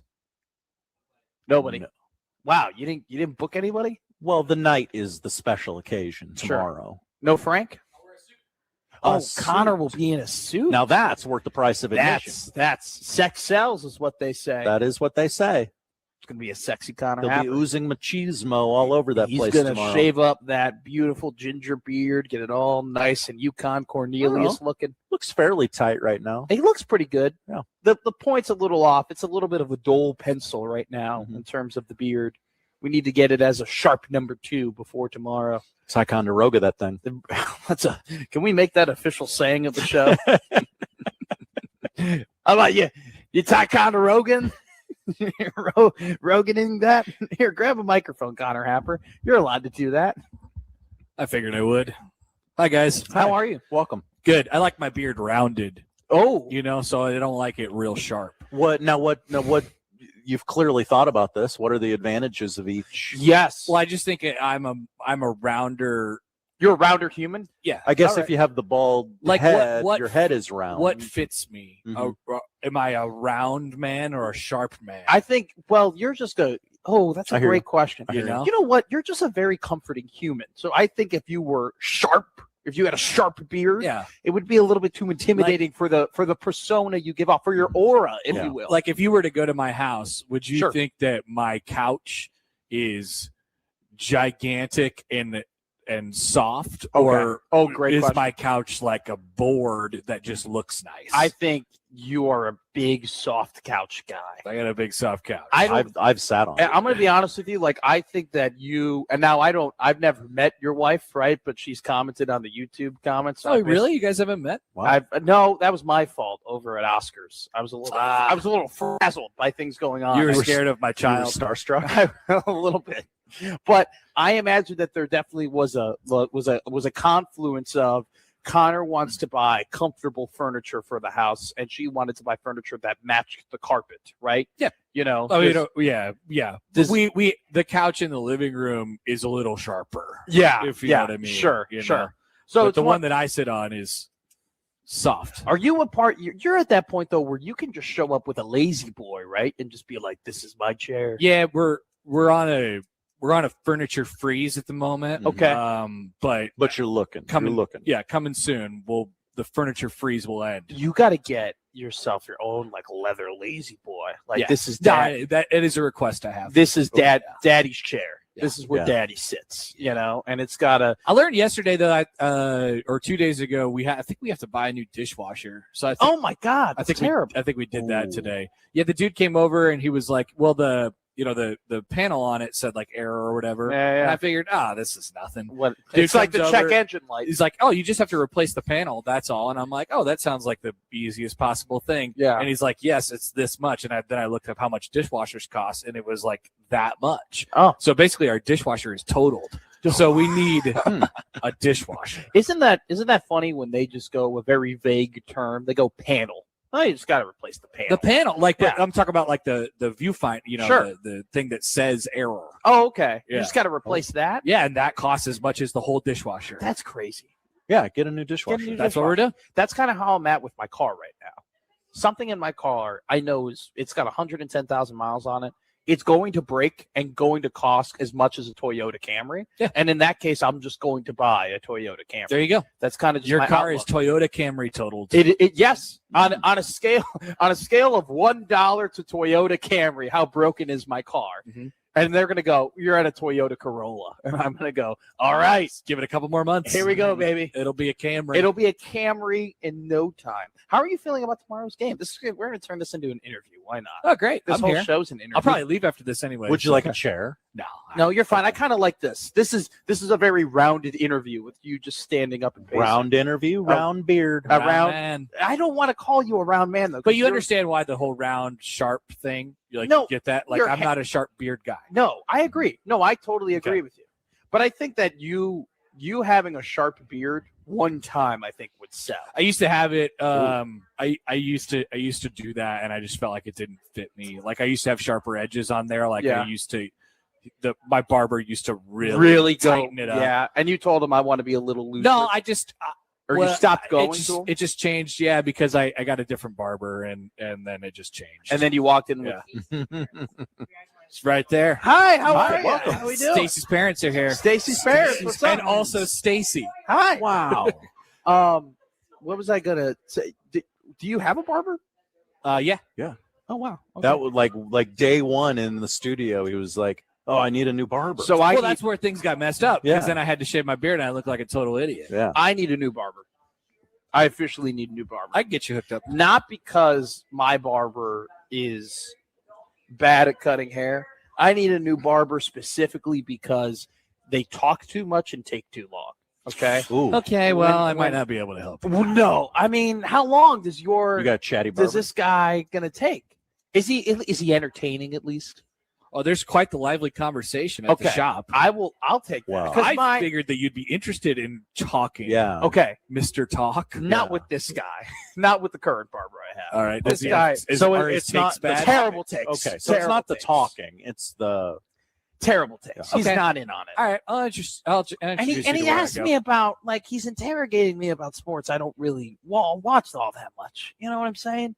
Like, I can't really tell you what's going on in Pittsburgh volleyball. So, do you want to talk? You know? All right. Well, that I don't know why he's Like, asking. they're good. Like, I know that. Yeah, I know they're athletic. He's like, oh, that Olivia Babcock, man. I'm like, just low. All right, calm just, down. Just barber. low fade me, man. Just low. Just come on. Just cut the hair. Put the fries in the back. It might be hard to tell if you would enjoy what I'm going to recommend to you. Okay. There's a little bit of everything. I'm willing to try. I'm willing. I need a new one, and I also just need to explore Omaha more. I'm trying to get my New Year's resolution is to get more west. I get you somewhat west. My barber is not west though. I like west. I like going west. Anything good has Go a lot west, of good young man. things. A lot of good things So have did come the from going settlers. west. Exactly. I was making a settler. You can come out to my hood. They got Your hood. they got a scissors and scotch out there now. What's You a- love scotch. I don't like. They have Well, a they have bar. whiskey. You go up there and you get a free drink Is at it the bar, scissors and bourbon? and then you get a haircut. Yeah, Yeah. scotch, Hell bourbon, yeah. they got it all. Yeah. I believe Shucks young Friday. Nick goes there on occasion. Yeah. Young Nick. Well, he only gets his haircut like twice a year, so Yeah, He's looking extra moppy lately. dude. He's looking extra My Chemical Romance. he got it lately. cut over the weekend. He though, did. It so looked pretty Gotta give sharp. credit where It was a credit's due. sharp hair. It wasn't a rounded haircut. It was a sharp haircut by our one Nick Grimm. All right, let's job. talk sports real quick. All right. I Jays. heard you say something over there to somebody, and I want to ask you about it. You Mhm. said I could see Creighton losing by 20 Mhm. as easily as I can see them losing by 3. I said there are two separate scenarios. They could lose by 20 and they could lose by 3. Okay, so Not as easily. sure. Okay. Yes. Yes. Totally good. Different. Different. We got to differentiate it. Uh-huh. My next question though is there not a win scenario in your mind? Because That seems the least likely of the 3. Okay.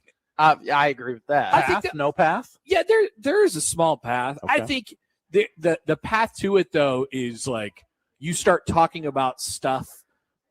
I made the point this morning that I'm starting to talk about Creighton like I talk about Husker football. No. In the sense of Oh no. I feel like they need this to happen to them in order for this result to happen. Okay. I feel like they need a follow good that. start. Mhm. I feel like Yeah. they need a little bit of magic, Yeah. a little pink out magic, which is Yeah. very possible. Like all that stuff is possible, but that's the way we talk about Nebraska beating like a good team. Yeah. And it's just, you Well, don't I- get those things to happen to you. To very add often. to that, I think That's a great point. to add to that, full of them. it's almost as if something has to happen to the other team for Sure. Creighton to They get a win. bad night. They got to have no, Yeah. and that's like that.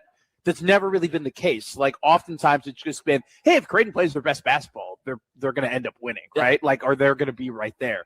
Now we've kind of gotten into the combo a lot like Husker football, where you just have to go, hey, I hope Ohio State stubs their toe. Yeah, you know, they could or be like- thinking about the next game. Exactly. Or hey, you know what? Like, they played 5 games in a row and they were just on the road. They like might be they're gonna, distracted. they Dan might- Hurley is going to be yelling with fans all day Exactly. long. Who knows? right. And now we're talking about too, like, oh, there's the other side of like UConn's played some really close games recently. Are they going to be fired up and motivated to Yeah, like they're not allow not. that to happen? They're not like machines. I mean, Not they're not anymore. they're not killing. I mean, offensively, 2 years ago, you could look at it from a matchup perspective like that. Like Creighton's defense has been just really, really rough, and UConn's offense has really struggled over the last several games here. Like it's not quite the juggernaut that it's been both offensively and defensively. they only scored, I think, 79 points against Villanova, Yeah, which is not a lot. against Soul that Ball team. has just not been himself lately. I feel like that's been a thing all year long. By the way,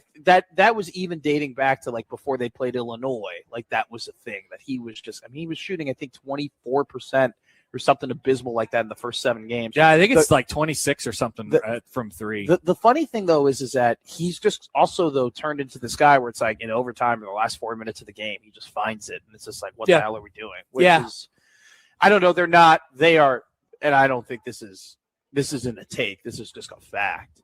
They are just not what they were 2 years ago. Like 2 years ago. God, no. Yeah. 2 years ago, it was machine-like. It was. Well, you remember last year when they came here, they, as tough of a matchup as they were, McNeely goes off. Oh my God, that was one of the best. I think that's the best single performance I've ever seen. McNeely's doing dances and stuff like that. That guy's crazy. I hate that guy, was funny though. Yeah. It was like it was a spurt in the second half, and then you looked up at the scoreboard and you're like, oh my God, he's got 41. Like holy. What did he end up with? 30. I think it was 32 or 36 or something like that. It was something ridiculous. Yeah, he was going ham. We had that was a great. I mean, it wasn't a great game because they ended up losing, but it was a fun game to be in. 9-3 against UConn. I know. 9-3. Greg McDermott against Dan Hurley is 9-3. 9-4 actually. 9-4. That is okay. 9-3 against UConn. 9-4 against UConn. 9-3 against UConn. 9-4 against Hurley. I believe. Yeah, I just think because they lost to 10 Rhode Island. 38-10. I knew it was close to 40. It was one of those things too, where it's like we're now Baldy. We're now at the point too, where it's like, dang, it's you're like, what Creighton are you gonna get? Which is so weird. It's game by game. Isn't it so weird though? That's where you're very like, different. You're like, you could flip a coin and here's the funny thing. It's not like you flip a coin in the team. Every guy has to flip a coin to be like, how well are you going to play? Because it's even when you do get the sports games, there is like, well, I guess Nick Graves only had 4 points. Yeah, it's not. It's just not consistent, really, in any way. Which is very, very different. It's not something that we're used to around here for sure. Let's talk about the other game, Illinois, Nebraska. This game, okay, here I was actually more concerned about this game than the Michigan game, even in the lead up to the Michigan game, because one, I do think it's a big advantage that Illinois has already played Nebraska, right? And that they've kind of understand what they're going to throw at them from a defensive perspective, I understand it now. Like, seriously, because I do think teams play Nebraska, and you can see it on tape. Hey, if we go baseline, they're going to double us. It's one thing to see it and another thing to feel it. I made the point yesterday that I think there is a thing. So to your point about playing them for the second time, there's a thing with them where you just, whatever it is, you just don't think that you have to lock in for this big Titanic battle or whether it's looking at them or the names in their jerseys or like whatever it is, just ever so slight underestimation, I think, of them by other teams. Yeah. That is obviously not the case anymore. No. You can't do it. I even felt like it probably happened to Michigan. I mean, Nebraska, because you're just really not ready to take that first punch. They always punch first. Well, like whether it's Jacobson winning the tip or that's right. Like immediately getting a layup on that first possession. Like, you better lock in, man. Yeah. We better strap up our shoes. I like that because I haven't looked at it. I haven't looked at this team from a first punch perspective as much as I've looked at it as like they are Rocky. They just take every punch and every hit, and they just keep walking forward. And I think that's so intimidating for teams, especially if you haven't experienced it before in that uniform, where it's like typically you go on a 12-0 run against a Nebraska team. Knock them out. And the game's kind of over. Mm-hmm. And at that point, you're like stiff-arming them, and you're coasting to an 8-point victory. Now it's you go on a 12-0 run, you're probably cutting the lead down to something or taking like a 4-point lead, and then they come out of a timeout and they run some sort of great, because SOB. they don't play results. They don't. They just play. They just play. That's a great way of putting it. Like it's such a joy to watch because they just play. I like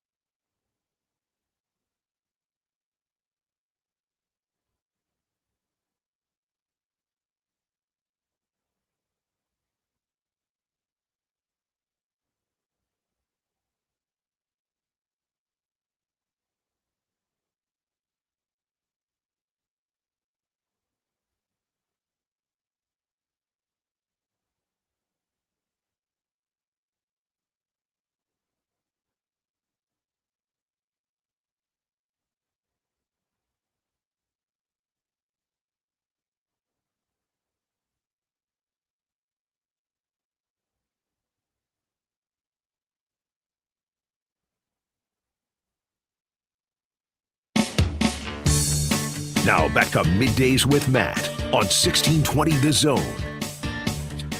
All right. I don't know how many minutes of that conversation people missed out on. Whoa. When you guys started swearing at each other and throwing chairs, it got real passionate. Can I be honest with you? I'm a little disappointed that didn't make it to air just because that was just three dudes talking ball, just three guys talking basketball. Let's talk about Illinois versus Nebraska. This is a game that good takes Matt over here. Oh, I want to give myself credit. I admittedly was worried about this game more than the Michigan game. Okay, I was. First off, Illinois is awesome. let's just throw that out there. All right, calm down, buddy. No, not the state, the basketball team. Oh, Josh Odson. Okay. All right, okay.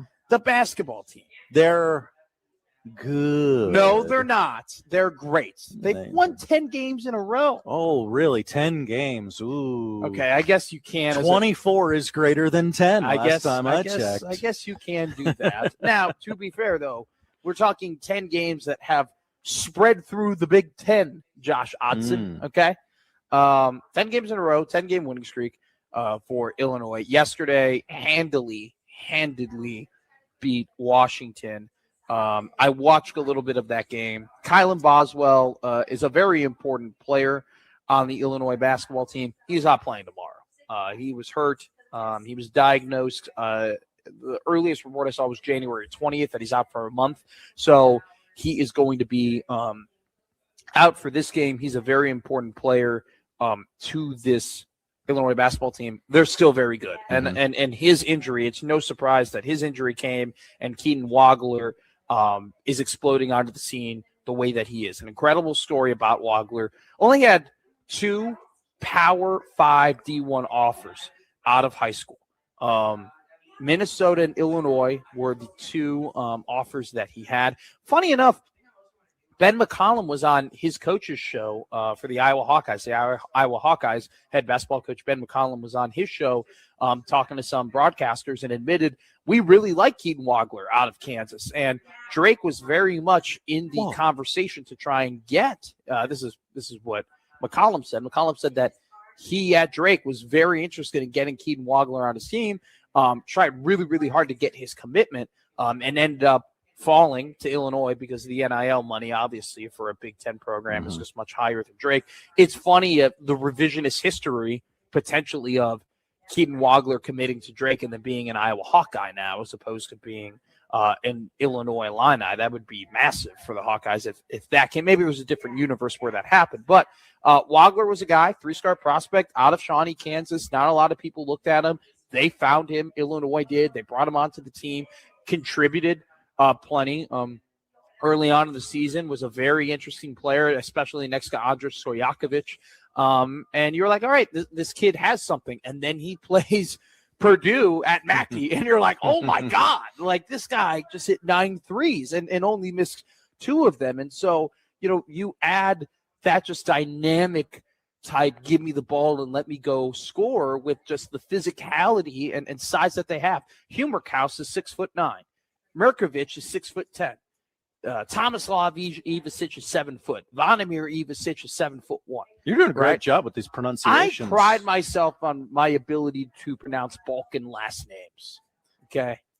I do. It's something that I take great pride in. Specific. Yes. So I love it. Well, I mean, I'm a hockey guy, so you got to be able to, in the off chance that I announce the Czech Republic Olympic hockey team, I got to be ready. They might need a guy in a couple weeks. I will be on call. But this is a very good Illinois basketball team. And once again, I think that this is an underrated factor of this game. Nebraska basketball is playing this team for the second time, okay? It's one thing to think this is how Nebraska plays and watch them on tape and prepare yourself mentally for that. It's another thing to actually go ahead and play them for a second time after experiencing that. And this is the first time that Nebraska is going to be playing a team that they've already played before. Okay, they have not done that yet this season, right? And that's gonna, the next time they do it will come up in a couple of in about 11 days when they play Northwestern for a second time. But what's going to happen to Nebraska when they go ahead and they do some of the things that they tried in Illinois, in Champaign against Illinois, and the Illini adjust out of it, right? And they've made a correction to it. What happens when Illinois, changes their tendencies and the Nebraska has to react on the fly, to some of those things? And so it will be a test in a way for this Nebraska basketball team to see how the reaction of Illinois is, especially when they're on the offensive end. And how does Nebraska counter move the counter move? I think that is a very underrated aspect of this game, regardless of the, size of Illinois and the shooting ability of Illinois and just the overall flexibility and of this Illinois team, their depth. I mean, this is a team too where I mentioned to you, right, that they lost Kylan Boswell, and Boswell is a very, very important player to this team. But they got this guy, Jake Davis, 6'6", 215 pounds. He's a junior. He is so annoying. Okay. Oh no. Because he's got this flowy hair and it's all over the place. He look at his picture here, Josh. Okay. Look at this surfer looking dude, right, on this team, right? I mean, got a great beard, and he's just he's got a lot of Sam Hoiberg in him. He's just always poking around. He's always just running faster than everybody. He's always in your face. Just looking at you, you shouldn't be this good. Exactly. He is good. He is very good. He is an effective basketball player, and that's the point. Boswell goes down. Wagler goes off. Boswell goes down. This Jake Davis cat all of a sudden is just the most annoying and one of the more influential players on the team. And so Brad Underwood has constructed this roster in such an impressive way. One Manalytics take here. For Illinois. Are we coining new terms? Manalytics? Manalytics. Yeah. Like, this isn't like a numbers thing. This is just I'm a manly man. Okay, I like where this is going. They're kind of soft. Ooh. I think they're kind of soft. You can bully them a little? I don't know if you could. See, it's hard to bully a 7'1" guy. All those Balkans, I wouldn't think they'd get bullied. I think they get rattled. Okay. See. Hey, you tell me. I think they get a little. I do think they're like prone to just. Ivasic did not play well against Nebraska in the first game. And once again, like that's, Nebraska's kind of a game where it's like if you have multiple 7-footers and 6'10" guys that you should be able to find some pretty easy options to the basket. They weren't able to do it, and he just wasn't making shots. And then he was starting to settle for jump shots. They eliminate the baseline. I'll tell you this right now. They're a little soft. They can get rattled. Okay. And I think PPA is gonna play a pretty big factor. That'll rattle you. But good environment. Look, this Illinois team, really good on offense, 56% effective field goal percentage, but their defense as well. They're top 40 in the country in allowing teams the team's effective field goal percentage against. Like the teams just have a tough time making shots against Illinois. Their opponent shooting percentage overall is 41%. Their opponent 3-point percentage, 31.4%. It's a good defending Illinois team. They don't foul a ton. Opponents are only attempting 12 free throws per game. That's first in the country. Okay, they're really good at contesting shots without fouling. They're really good at making shots. They're a complete team. They're big. They're physical. They're long. They got scoring. They got, they're lacking a little bit of ball handling just because Boswell being out. When Boswell comes back, I'm going to tell you this right now. If Nebraska did not beat Illinois in Champaign, Illinois would be a top 3 team in the country right now. They would. It would go Arizona, Illinois, UConn. Yeah. If Nebraska did not beat them. This is the one loss that is not allowing Illinois to get the national credibility that they deserve. And I'm sure that motivates the crap out of them, right? Well, sure. Yeah, absolutely. And so you always want to avenge your losses, right? I think over the last 3 weeks, Illinois has been a better team than Michigan. I believe that. And so I think it does not – I don't care that this is at home and the Michigan game is on the road. To me, this was always the game that was going to be tougher for Nebraska basketball. Also, too, just from I always have to hammer it.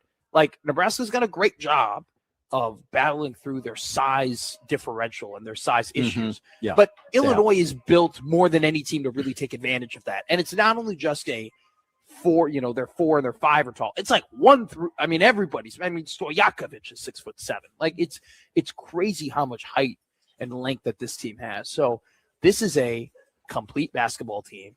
This is a really good basketball team. They're confident. They've won 10 in a row. They've stiff-armed teams on this win streak. They haven't been overly challenged, right? It's a team that needed to figure themselves out in the non-con. They lost to Alabama, right? They lost to UConn. Like this, they went through. They challenged themselves. They that game at the United Center was really, really tough. That game against UConn was very difficult, and they lost both those games. But since then, they have developed as a team, and now they have, Keenan Wagler was a 3-star guy that they brought in from Kansas that they thought, hey, man, when he becomes a junior, right, this is a guy who can be an all Big Ten guy when he's an upperclassman. He could maybe develop into a first teamer or a second teamer. He gone. He's done, right? And that's kind of the double-edged sword of having great play, right? Let's relate this back to Nebraska football, right? It was awesome to see Emmett Johnson perform the way that Emmett Johnson performed. But then at a certain point, you go, damn, we only have 3 Emmett Johnson games left, right? Like, that's kind of how you feel right now about Keaton Wagler and Illinois, where you go, wow, this has been awesome to see him drop 46 in one of the best performances that we've seen in Big Ten play. But we only have 15 more games left with this guy. Right. So this is a Illinois basketball team that through really good roster management, really good roster acquisition, really good coaching, and a little bit of luck has been able to develop a team that I think is I think they're playing like the second best team in the country right now. I think it's Arizona. If I were to give you my power rankings right now of teams playing great basketball right now. Number 1. Arizona. Number 2. Illinois. Number 3. Duke. Number 4. Nebraska. Okay. Number 5. Oh, sorry. It felt like you had a 5th. 5's tough. Texas Tech. Really? Playing, dude. That win over Houston. That was a good win. I would give Tech. Okay. That'd be my top 5. That's fine. It's your list. I'm trying to think if I'm missing anybody. I want to put UConn. Miami of Ohio? Hell no. Get out of here. Undefeated? I wouldn't get out of here. Still? They had hit a bunch of game-winning shots against Kent State. They go to overtime. One to simply not go to Kent State. I'm trying to think. No UConn. I wouldn't put UConn. Too many close games for me to put them there. Okay. I forgot about a team. I put Gonzaga before Tech. Really? Yeah. They're not losing. They're not going to lose. Gonzaga's awesome. Also, the analytics love Zaga. Ken Palm and Net and everybody are all over the Bulldogs now. That one loss just is such a loss that I'm like, whoa. You know what? If they lost that game only by here's the thing. It's not only they still could have lost the game, but if they lost it by 5, then you're like, because they'd probably be the. Let me, the casual, tell I'm not watching Gonzaga game in, game out. So when I do see Gonzaga, I really try and remember it because I don't watch them a ton. They played Creighton, and that was I watched that one. That was not a bad watch. Didn't care for terrible watch. And they got Adam Miller on that team, which is a very underrated acquisition for them that not enough people talked about. Clones. I'm looking at what about the Cyclones? Yeah, they're great. Great. Michigan State's great. I would say that once we get past Texas Tech, there's another tier of teams. Okay. I would say that, all right, we want to do quick college basketball tiers. Sure. Tier 1 would be Arizona, Duke, and Michigan. Tier break.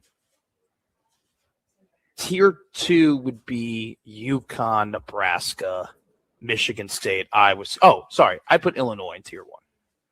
Illinois in Tier 1. Arizona, okay. Illinois. Doing it right now. Arizona, Illinois, Michigan, Duke. He literally is. If you're listening on radio or podcast, he's just looking at my laptop, which has the AP Top 25 pulled up.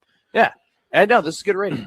Dude, On the fly. Arizona, Duke, Michigan, Illinois, Tier 1. Tier 2, UConn, Nebraska, Michigan State, Iowa State, Texas Tech, Houston, cutoff. Big tier. Then I would go Purdue, Kansas, BYU. Okay. That's how I would fill that out. Good tier list. Thank you. I love, though. Send us your tiers. I love Illinois. I'm all over. It just sucks that they're playing Nebraska on Sunday, but I'm all over Illinois. You should be all over the Hope Lodge today is where you should be. 8030 Farnham Drive is our address. Segue. I am a professional. Right? Why do you say that as if I'm not a professional? You're actually a professional. I get paid to do this breaking news. I understand that's the letter of the law. That is the letter of the law. Another, what would you call that? A hotel? Cornucopia. Hotel? No, why are you? Oh, a lobby? A bell thing? The bellhop cart? Bellhop cart. You see him in the hotel lobby. Another one of those filled we are not to the brim of paper products has just come in. We are not cheaping out on the toilet paper either. This is like triple ply. Oh yeah, people are bringing the name brand stuff. This is Bountiful. Look at you got the quicker picker upper over this there. Isn't, hey, I stole it from the supply closet at work. You can Hell have no. it. This ain't that cheap ass $1.80 paper towel. They're bringing the real stuff. They're bringing the mega rolls. Yeah. This is great stuff. Oh, we got people are good people. We have so you call it Kleenex, which is incorrect, by the way. It's not Kleenex. Facial tissue. It's just tissue. All right? But a high brand of tissue. Sure. Which is labeled Kleenex. There you go. That's what they've brought. This is like my John Bishop Idle Week by week. Oh. It ain't Kleenex. Don't call it the wrong thing around you. Or the hook and lateral. Hook and ladder. Horse crap call. Yeah. All right. Hope Lodge, 8030 Farnham Drive. Since opening in January 2018, Hope Lodge, Nebraska has welcomed more than 4,500 guests and their caregivers, providing an estimated 30,000 nights of free lodging, peer support, and wellness programming, and has saved families over $4.5 million. If you want, this is the 16th Pink Out game that we've done. This is the fifth time that we've done this broadcast here from 1620 Zone for Hope At Lodge? least. We were discussing that earlier. It's got to be more. We have a live studio 7. audience. I'm told 7. 7? We have a live studio audience. We here really at the do. Hope Lodge. When did you all get here? I know. This is great. We have plenty of paper products that have already been donated. If you want to come through here, 8030 Farnham Drive, bring us anything that you got. You can also pick up some fun 1620 The Zone goodies. We have some beer can openers. We have some pens. We have some shirts. We have some koozies. We have some fun little footballs for the kids. If you donate today, you can go ahead and get your Pink Out shirt at the front, so you can avoid having to wait in line at the game to go and get your shirt. Just get your shirt now, put your shirt on, walk to your seat, sit down, and see everybody warm up. So we are going to have a guest here coming up, Brian, who lives here, who has been here at the Hope Lodge, has been a resident here at the Hope Lodge. He's going to come ahead and talk to us here on Middays with Matt. Quick break on 1620 The Zone.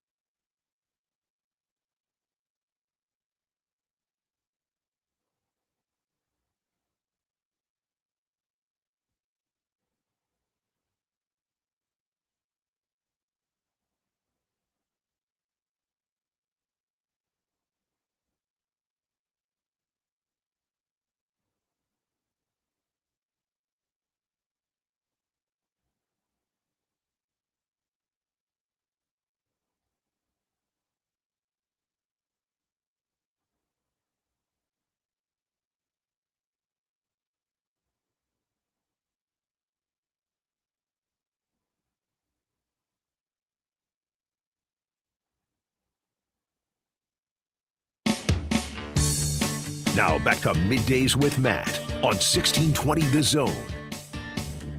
Alrighty, one of the best things we do here at 1620 The Zone is this current event, the kickoff to Pink Out Weekend here at 1620 The Zone. We are broadcasting today from Hope Lodge here in Omaha, 8030 Farnham Drive. Like we've been saying all morning, we are having a paper drive here at Hope Lodge. So if you want to come in, bring any paper products, paper towels, tissues, toilet paper, anything like that, go ahead. You can donate, get your Pink Out shirt for tomorrow's game between Creighton and UConn. 7 o'clock here on 1620 The Zone is tip-off. 6:30 with John Bishop. We'll start that. And think, what do we have, Josh, a 90-minute Blue Jay shoot-around, or is it?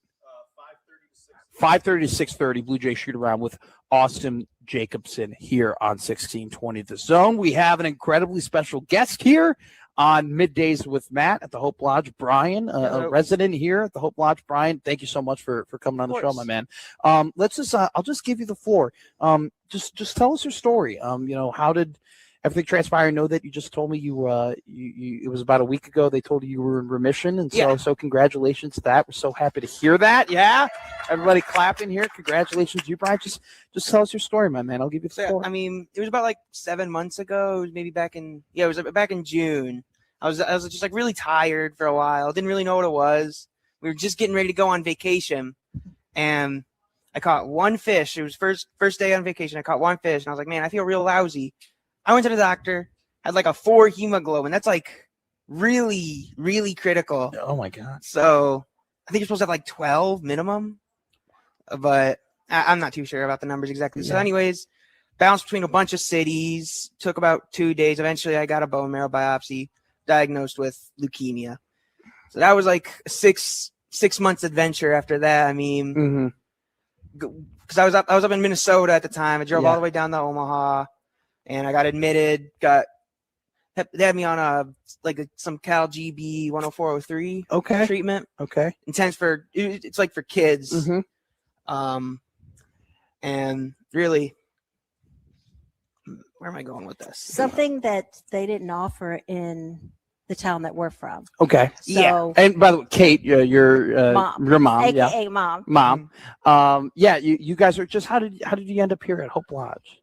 Like Brian said, we had left June 9th from our hometown to a lodge up in vacation lodge up at Walker, Minnesota.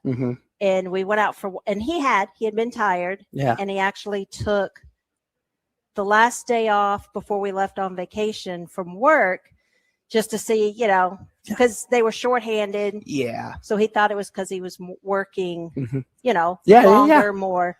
And he felt like, I'll go with you guys, because we actually weren't going to take him if he was like sick. Yeah. So we went up there in Walker, Minnesota, took him into the clinic. The clinic sent us to Bemidji, Minnesota. Bemidji, Minnesota sent us to Fargo, North Dakota. Wow. And Fargo, North Dakota sent us down here to Omaha because the type of leukemia that he has, the treatment that they did at UNMC. Yeah, they don't offer it in Sioux City. So we would be stuck in Omaha. I mean, really a lot of the time. I mean, I think the first day, we were there for at least 60 days. And 68 days. And that wasn't even because of like obligation. I had to stay here for another 100 days on my transplant day. And I'm on day 70 right now. You can't be more than half an hour away from the hospital. And that's one of the amazing things about Hope Lodge is the central location to a majority of the cancer hospital treatments here in Omaha. So, if something goes wrong, which sometimes it does, you're like 10 minutes, sometimes less, 12 minutes from a lot of the hospitals here. So, it's definitely been an adventure. Summer vacation. I want to ask, though, because obviously, I can't imagine the stress that both of you have been going through. And either of you can answer this. But, when you're told okay, hey, you have to be here for a very long time. You can't be more than half hour away from the hospital, right? I'm sure there are a ton of thoughts that are going through your head of where am I going to stay? Am I going to have to pay for a hotel every night? How much money is that going to be? Do I have enough money to do that? Like, what are my options? What was that reaction when you guys found out there was a place like this, like Hope Lodge, that could provide you, the kind of residency you need to battle this thing? Well, I mean, I know for a fact, but just back it up a little bit. When we were back in Fargo, we did have the cabin set up, and that wasn't even because not only were we paying for that, but it's it was so far away. Really, I don't know how far away it was exactly. It was an hour drive, wasn't it? 2 hours. The cabin was 2 hours from Fargo, and they were thinking we were going to stay there. Wow. And we were arguing, we're not from here. We can't do his treatment here. And they said, well, I mean, you can't delay it. We have to address it right now. We have to start treatment now. Because the amount of, they call them blast, the cancer cells that he had, 95%. So, but yeah, there was nowhere to stay. No, I'm sure there was hotels nearby. That would have been it. Sure. So, I mean, when we came down, to Omaha and we started doing our treatment here, it was even the first couple of days was a bit stressful. I mean, because I think it was maybe day 2 or 3, they brought up the Hope Lodge, wasn't it? Because we were also talking about, there was 1 or 2 other places. They were talking about options, and then they brought up the Hope Lodge. And I mean, it's been so long. I don't really remember exactly how it went down, but 6 months is a while. And I wasn't the one, because I was still admitted at the time, but my folks were able to stay there while I was in the hospital for probably 2 weeks, maybe. And I mean, that'd be something you'd have to answer because I wouldn't.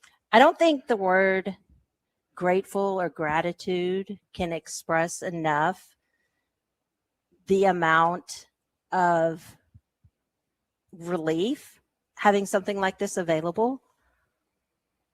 You just can't really find the words to express how much it just takes off of your plate. One less thing that you've got to try and figure out or worry about. That's a big thing too. I mean, it's huge because hotels are not cheap. No, they're not. I would not want to stick around in a hotel for 100 days either. Plus 60. I mean, no, because he did been here 7 months. November 21st, he did a stem cell transplant, and you have to be by the hospital for 100 days. Yeah. So, yeah.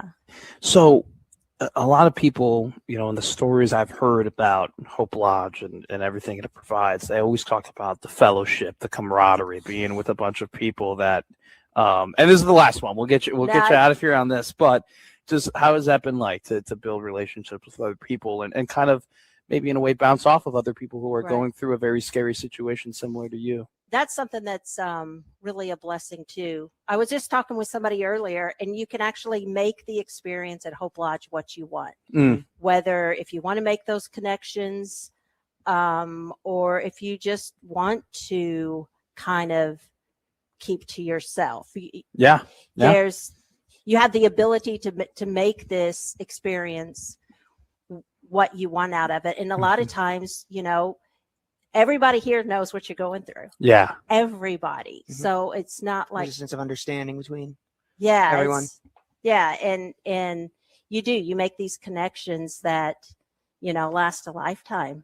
And it really, you've got that community, you've got that support, around every corner, and the staff, absolutely phenomenal. Every single person, man and woman that works here is a huge help in every way. Absolutely. Just make you feel like you've always been here. Yeah. That's phenomenal. That's absolutely incredible. Well, Brian, congratulations, my man. Seriously, inspirational stuff. So happy for you. So happy for you too, Kate. I understand that it seems like the last 7 months has been a whirlwind, that that you guys obviously will never forget. But so happy to hear. We still have 30 days. 30 days, but you're in remission, Brian, and Mhm. congratulations to that. We're so happy for you here at the Hope Lodge and your inspirational story, and really appreciate just you guys sharing. I mean, I know I can't imagine what you guys have been through, and so we're very grateful that you're able to share a very emotional and personal thing over the last couple months. So thank you so much for being on the show. Really appreciate Thank you it. for having us. Brian and Kate here at the Hope Lodge, 8030 Farnham Drive here in Omaha. We are having our paper drive, whether it be paper towels, whether it be tissue, whether it be toilet paper. You can come here, you can donate, give to a great cause. It's been a weekend of great cause here as we are kicking off Pink Out Weekend on 1620 The Zone. The partnership with Creighton University and the American Cancer Society has raised more than $1 million for Hope Lodge here in Omaha. If you also want to give money to the Hope Lodge along with giving paper products, that's definitely allowed as well. Cancer.org/pinkout if you want to donate as well. So we will continue here on Middays with Matt. We have Brian Christopherson of 247 Sports coming up next here to talk a little football and basketball, followed up by Austin Jacobson at 1 o'clock. And then we will have another specialty interview here at the Hope Lodge at 1:15. Listen to Middays with Matt on 1620 The Zone.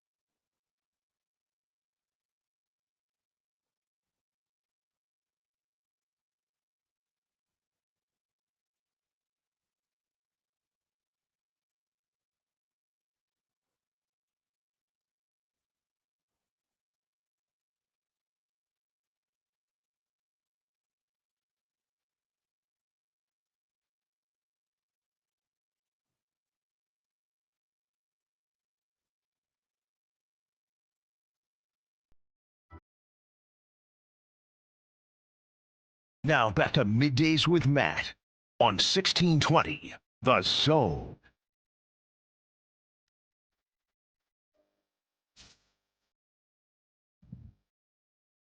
Middays with Matt here on 1620 The Zone. I believe we have on the line an incredibly... He's ready. Let's do it.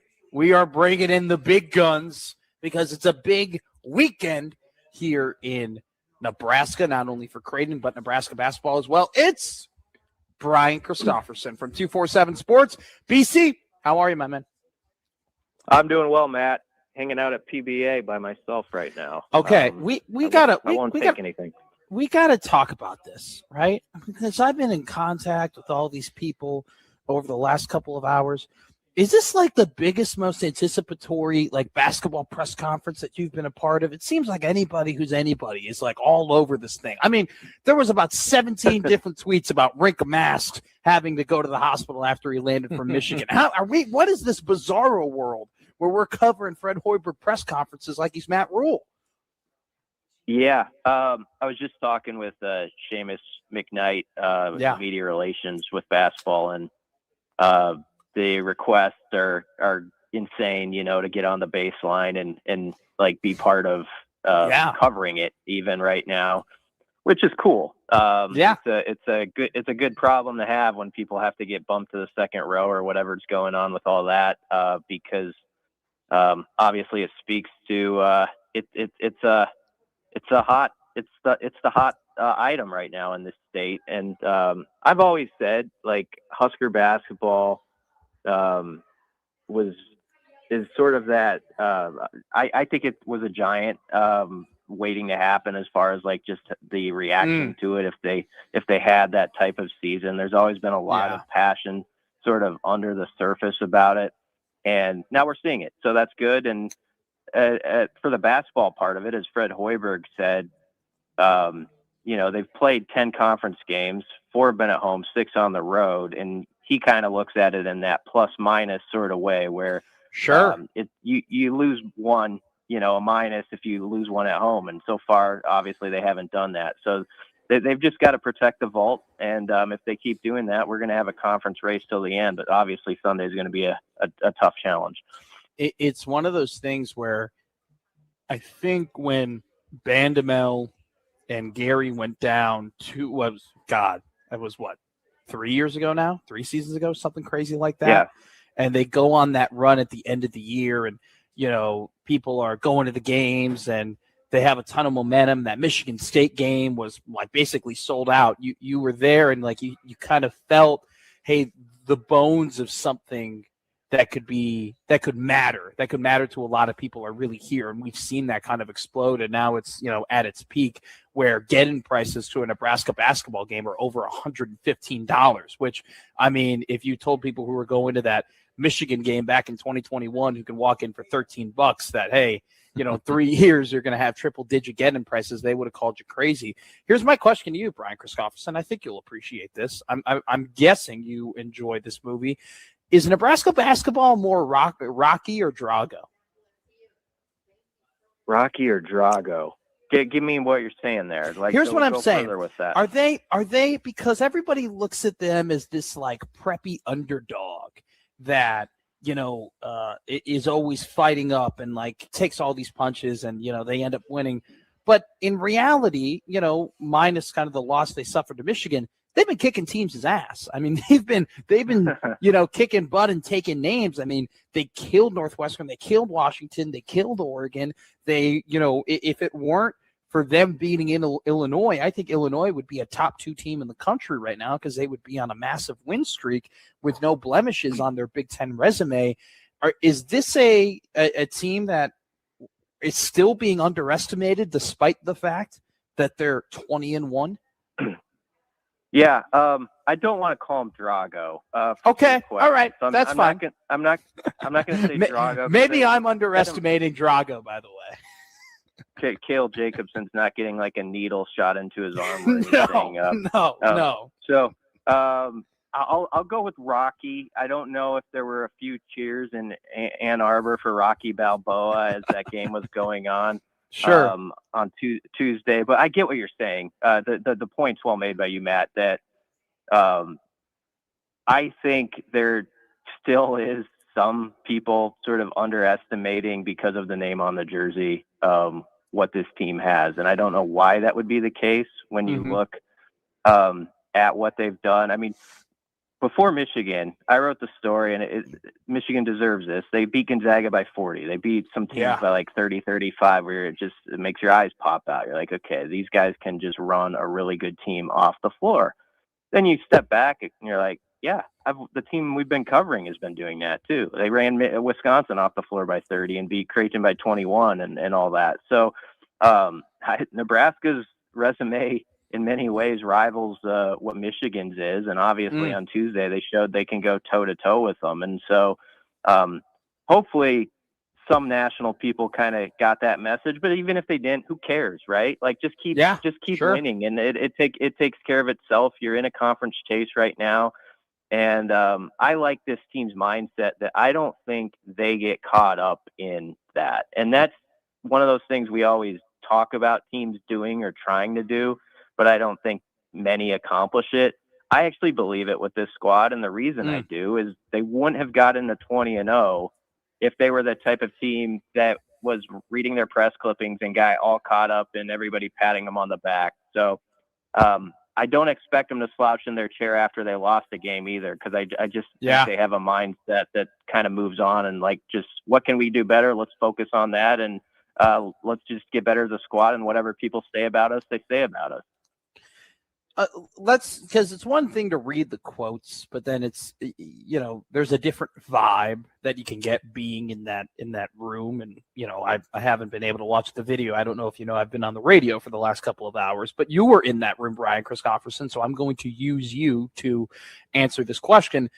When talking about Rink Mask and talking about Braden Frager, what was the vibe from Fred Hoiberg? What was he kind of giving out here? Do you think it's more of a positive vibe that both Frager and Mask will be available, or is it was it more of a wait and see vibe? What was it like listening to his answer? I think there's a positive update that they're probably going to be available in some capacity. It's just a question of to what level that is. Rink Mask had to go to the ER room on Wednesday night because of severe dehydration. So he's been going through it for not only the game day in Michigan, but like the day or two after that. He did get on the floor, though, a little bit on Friday. He was in the film room. Fred said he's lost some weight. He's weak, from what he's been through. And so anybody who knows Rink knows that was, as Cale Jacobson said, that had to be a severe deal for him to not play in that game against Michigan because he wants it so bad. And so obviously that was enough evidence, but then what happened the day after is more to what he was dealing with. So I think he'll try to make a go of it. They're going to see how he responds on Saturday first. And so we don't know for sure. It sounded encouraging that he might be available, but it's just like, okay, what can he do after sort of 4 days of your body just really going through it at that level? And I think with Frager, it's a similar deal where he's been building up the last 2 days and sort of the practice stuff. And so they're going to see what Saturday looks like for him and how that looks. But that was supposed to be, they thought when they first saw the ankle sprain and sort of what their test revealed, maybe a 2 to 4 week injury. We're only like 8 days removed. So he's on the quicker side of a recovery there. So keep that in mind as you go into Sunday. But I do think it sounded like both might be able to give it a shot, but it's going to depend what tomorrow shows. Vibes expert Brian Christopherson from Huskers 247. Let's pivot. Not that we really want to, but I feel like at this point it's obligatory to talk to you about Husker football. Let's go from vibes to vibes. Just let's just kind of put an umbrella on this whole thing. What is just the vibe around the program right now, in it and around it? I'm sorry, it cut out. You're talking football? Football, yeah. Vibes around the program, in and around. I think I think outside the walls right now, there's sort of people are still licking their wounds from how the last 3 games finished.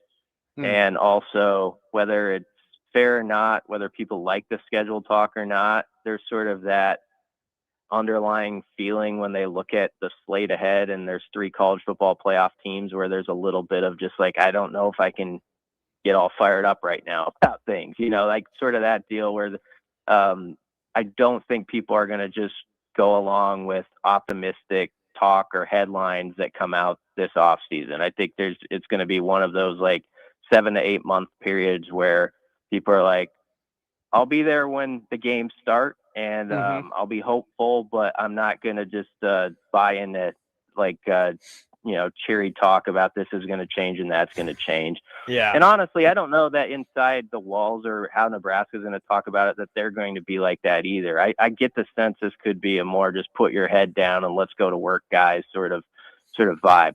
I can't say with certainty what it's like inside the walls, but sure. I do think there probably has to be a little bit of juice in some rooms because like the defense is getting to know a new DC in Rob Orich, and he's kind of going to go through his plan. And so there is going to be some excitement about how certain guys fit with that could add some pep to the step.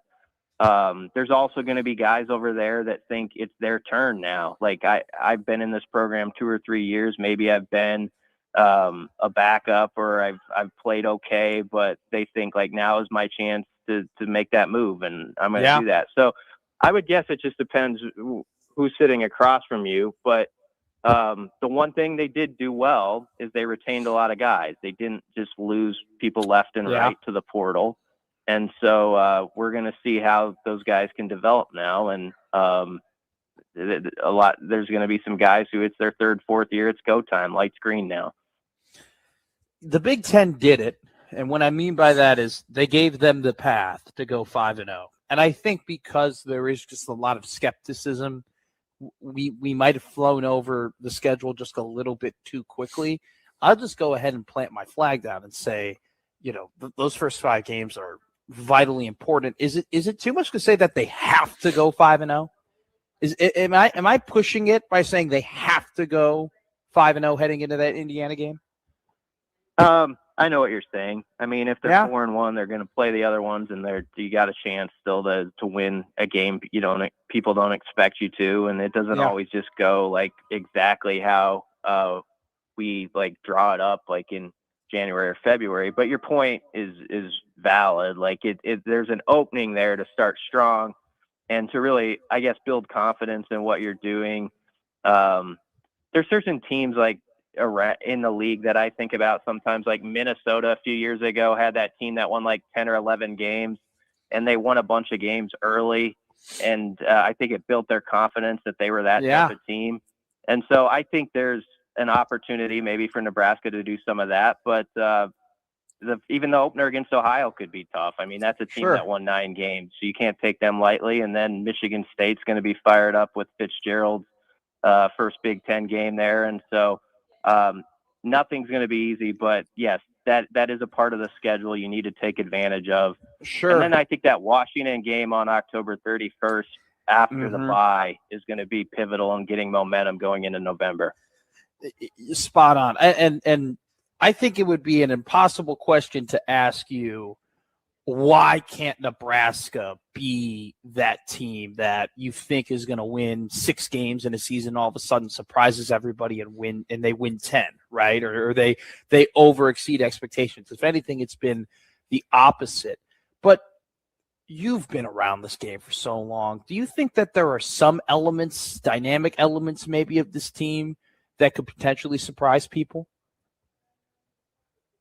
Yeah, there's potential there. I mean, Rob Orich's defenses have been really good at the places he's been, where he's taken a defense that struggled the year before, and they've had way better stats. They've caused a lot of havoc plays, and they've played disciplined football. And so there's always the opportunity that Matt Rule made a really good hire there, and he gets those guys in position. Some guys have kind of tweaked their positions a little bit, like even on the D line, and maybe that'll help them play some better football.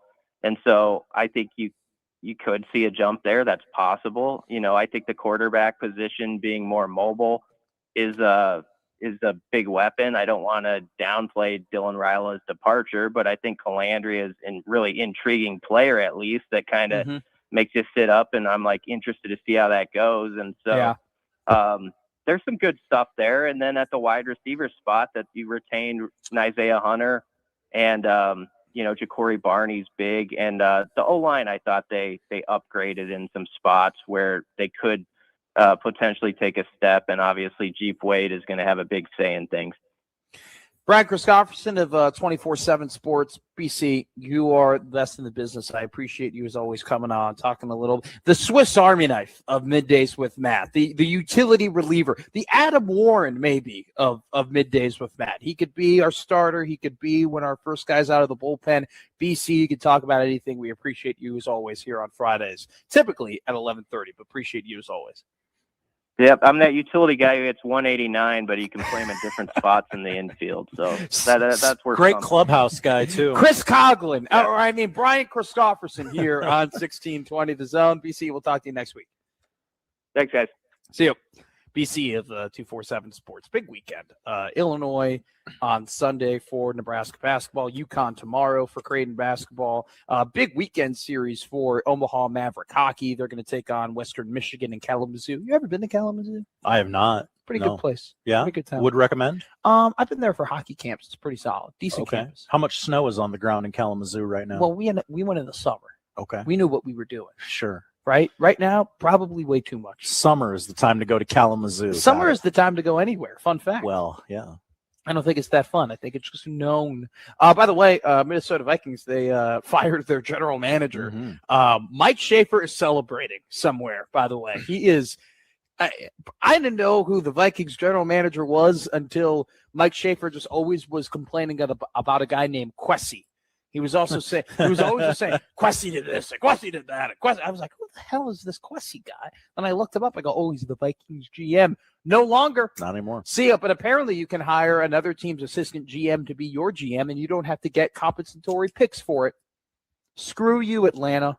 Because they instituted the Queen of England, Matt Ryan, to be their head football guy, even though they hired the Bears assistant GM to be their general manager. The Bears don't get picks. Do you know what that is? Oh, that's what this is. That's about. a hunk of crap, Josh Odson. That's what this is. I should have known. You should always know better. I just thought you were really invested in what the Falcons were doing. You think I give a damn about the Atlanta Falcons? A slight damn. Seems like probably not. The slight damn list. Slight damn list. The list I just care a little. The things I care a little bit. That's the Bill Moose Post-it note that you keep in your desk. The list. Yeah. Everybody's got a list. Some are redacted. Do you know who's not redacted from a list? Austin Jacobson.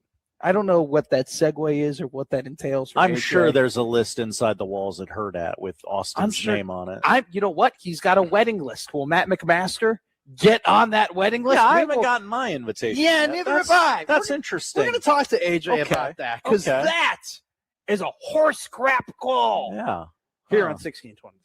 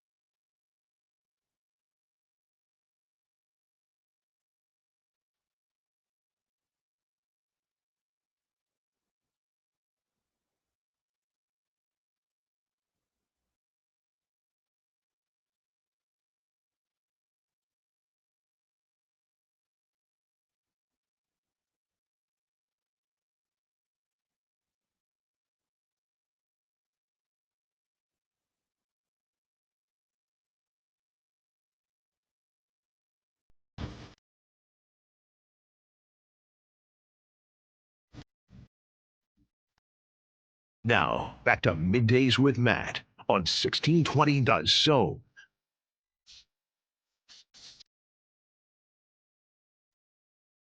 People on the YouTube chat are saying they like pink for the Middays with Matt show in terms of like backgrounds and stuff like that. Oh, really? Maybe we should piss off promotions and completely rebrand the show to be like a 70s disco neon. Okay.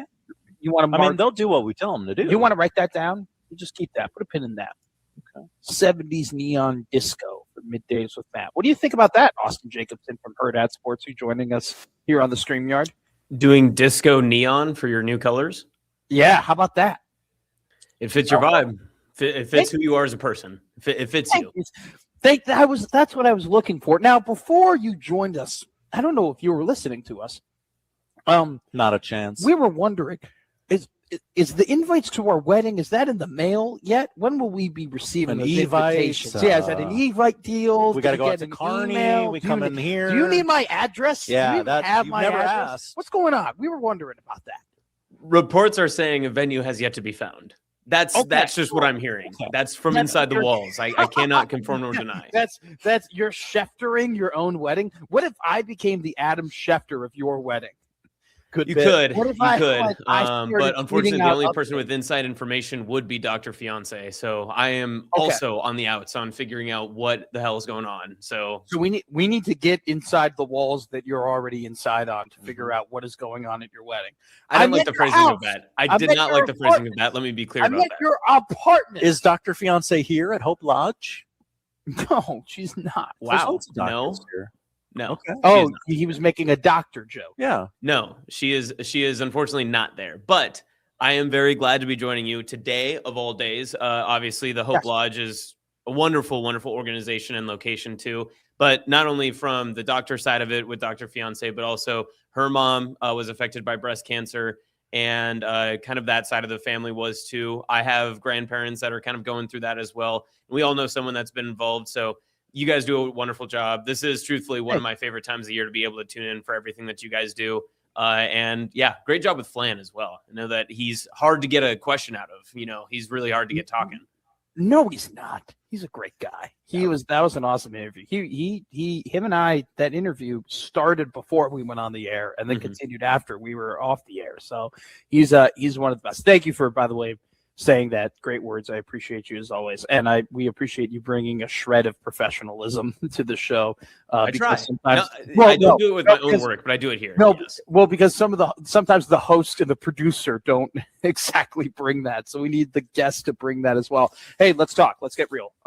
You are a great host of Blue Jay Shoot Around on 1620 The Zone. Before Creighton men's basketball games tomorrow, you will go live at 5:30. You don't have to reveal the script here. This isn't the WWE. But what do you mean by that? There's a script in WWE. What? It's called WWE Unreal. They literally revealed it on Netflix to millions of people. The secret's out. There's a script? We're not doing kayfabe right now. Okay. All right? I'm asking Austin Let's get proper serious. question. Yeah. Let's get serious. Please. All right. Your breakdown of the game. Which one? The one that's to come, or the one that already happened? The one that's to come. The one. Does this just boil down to what Creighton do you get, and then that's just kind of it? Like you're just going to get the UConn you get, right? So it just kind of boils down to how many guys flip the coin today and are going to play well. Well, I think to me it kind of boils down to two questions. I was talking to my coworker Ravi Lula about this yesterday, and it's what's interesting so much about the matchup tomorrow is that there's a version of tomorrow where Mac has Dan Hurley's number and just eats his lunch again, because he's done that many times. And some of the rest of the Big East Conference has not had the same opportunity to do so. But there's also a version that scenario and that story is still true, but Creighton is just so out of sorts and so just, kind of not in the realm of where they should be, frankly, as a program, as where they've been and where the standard is per its usual, that it just doesn't happen tomorrow. So I don't know. I'm interested to see if everything comes together, the rallying cry. We heard from Blake Harper just a little bit ago about, kind of what the pink out means to him. And not only that, but just a great culmination of events, making it the pink out, the UConn contest as well, the pressure of Creighton to obviously perform after a real dud that was Tuesday night at Marquette. But this just feels like it's kind of peaking towards a moment where I don't think Creighton's season is salvageable at this point. I think you can obviously like get some positives moving forward for future seasons and all that other good stuff, you know, kind of the positive vibes you need to continue some of the success that you've had over the past few years. But there's a version of tomorrow night where it goes down the way that everyone had hoped kind of the season had went to, but it doesn't necessarily culminate in, you know, Creighton's going to go on this NCAA tournament run and they're going to make this, you know, the path is still real, all that sort of stuff. Yeah. Okay. That's interesting. I love that thought from you, because tomorrow I was kind of leaning towards labeling it the breaking point. Like if they go ahead and they lose and if they lose in unspectacular fashion, the nail is in, right? Yeah. But if they win, I couldn't convince you, hey, they have 4 more quad 1 wins in February and they could rack up a couple of those, and they got that 3-game stretch between Villanova, UConn, and St. John's. I couldn't convince you that if you went 2-1 and you took care of business mostly through February, that maybe a tournament win or two could sneak you into the tournament. I couldn't convince you of that. Listen, I'm pro local teams. I'm pro local athletes, all that other stuff. I will always give the benefit of the doubt. I'll always be a fan. I'll always root for the home side. But Creighton hasn't proven that so far in significant stretches of the year. And I think that has been the most frustrating part. Tomorrow is more or less a reason for people to keep on continuing the support. I'm not saying like in full, like obviously like we see the Hope Lodge and all the other stuff, the pink out jerseys and everything else, that like the support of the program will always be there. But how kind of the fan base feels about what this team's legacy is, even if it's not an NCAA tournament team, do they have the fight? Do they still show up, and do they still want to compete in the Big East Conference? Does that mean that they make a run in the NCAA tournament? No. Does it mean that they probably like make a run, you know, moving into March Madness or, you know, the NIT, the Crown, any of those things?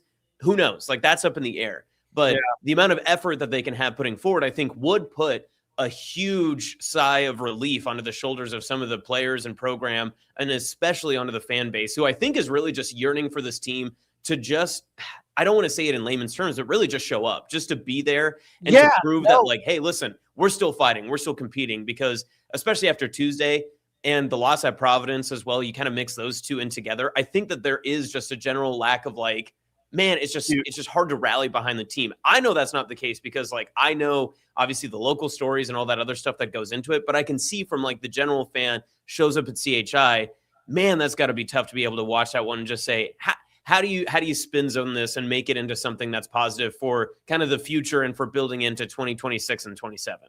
Well, so what you're, and I'll put what you said less eloquently. I'll just put it in the boldest terms possible. Tomorrow is the reason not to throw the season away. Yeah. I think that's a good way to do it. And a good fan of the Middays, and obviously a fan of 1620, but Jacob Padilla has said it many times, and I've heard him say it so many times, that there's nothing wrong in celebrating the little moments. Like you'll always have the Georgetown win, you'll have the Xavier win, you'll have, you know, the Austin Schwartz moments, you'll have the Nick Graves like big scoring outburst the first time they played Marquette. You should choose to celebrate those. That's the like meaning of like rooting for a singular team, rooting for the individuals. But you can also agree that it can be frustrating too, that it can be not to the standard in which you want it to be. But I also think, like, if we're just talking about general fandom, the frustrating moments make everything a little bit better in a way. Like it makes you appreciate the good. Like famously have rooted for a lot of losing programs in my life. When wins just mean a little bit more when you're just so accustomed to everything going wrong, right? And then eventually when things go right. This is the opposite, though, because this program, and you had a great stat at the beginning of this season where, Creighton was ranked in the preseason to begin this season. People do forget this was a AP top 25 preseason ranked team, and there was very high hopes for the talent and the offensive outburst that this team could go on. you had mentioned a stat of like there was only 8 other teams who the last 5 seasons had entered the year like ranked at preseason top 25 or something. Yeah, and they were all like NCAA regular tournament teams. They were all blue bloods. Like, it was an incredible list. And then you throw Creighton in there, and it's easy to say, okay, well, yeah, I mean, Creighton's obviously not like the blue blood winning national titles or title contenders, but they had entered into a new category. And that's what happens when you raise the standard of a program. Like this season is nowhere close to the standard in which Creighton wishes that it would be so far. But that's also what happens when it comes with success, right? Like eventually everyone will get here. You hope, Nebraska basketball is going to have this issue when they're 20-0 to start every single season. This is going to be the issue, right? Like that's what every fan base in their worst times wishes for these moments. But as soon as they get to that moment, they regret that completely. And they would almost rather be downright terrible than to accept that they're not above water. There's definitely, I think, a seesaw to it. Yeah. In terms of, okay, I get to the moment where my team is winning a lot of games and I'm very happy about it. But then the transitive stress that is developed from the fact that now there are expectations and you can't get the taste of winning out your mouth. So you keep wanting to win, and then it just makes things more difficult because winning isn't easy. Winning is not easy. We're lucky enough to cover great programs that win a lot, throughout, whether it be high school, whether it be college, whether it be anything. Like winning is difficult on every single level. Whether it does not matter what it's so hard, and so it's kind of the double-edged sword of things. Alrighty, let's talk about high school sports. Give me the rundown. Things for people to watch out for, games that are going to be played, just a kind of general vibe here, and then we'll let you go. Yeah, biggest one obviously for tomorrow is the Hack Championship. Both boys and girls are at Lincoln High for the Heartland Athletic Conference. For those who don't know, that's basically all of the LPS schools, including Kearney, Fremont, Norfolk, and the such. Some of those schools will be moving into the Metro Conference in this next year, but it features Lincoln Southwest and Lincoln North Star in both the boys and girls games. And if you are a fan of small ball, Lincoln Southwest, Lincoln North Star boys is going to be your game. The Sanders twins, I was able to go last night to watch Southwest and Southeast. Joey Wording and the Knights were right there the entire way. They had some moments, but both those teams, being Southeast and Southwest, that was a state tournament level game.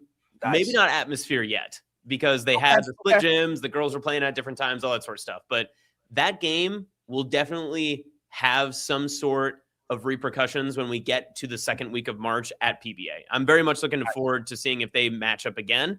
But if you want to see two teams that have been outside of the Omaha realm, get down to Lincoln High. You can park outside of Beechner. You can try to find your way in because it's always so goofy to try to find your whatever entrance into Lincoln High School.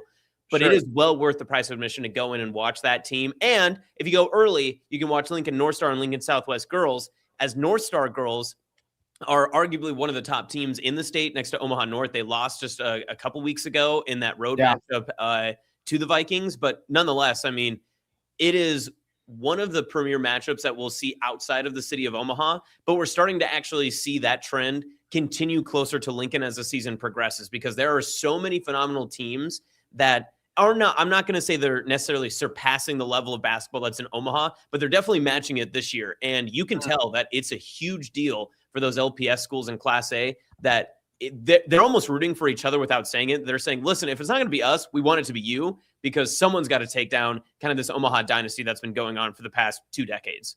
Yeah. Austin Jacobson, Josh Hodson's favorite segment of the week is over.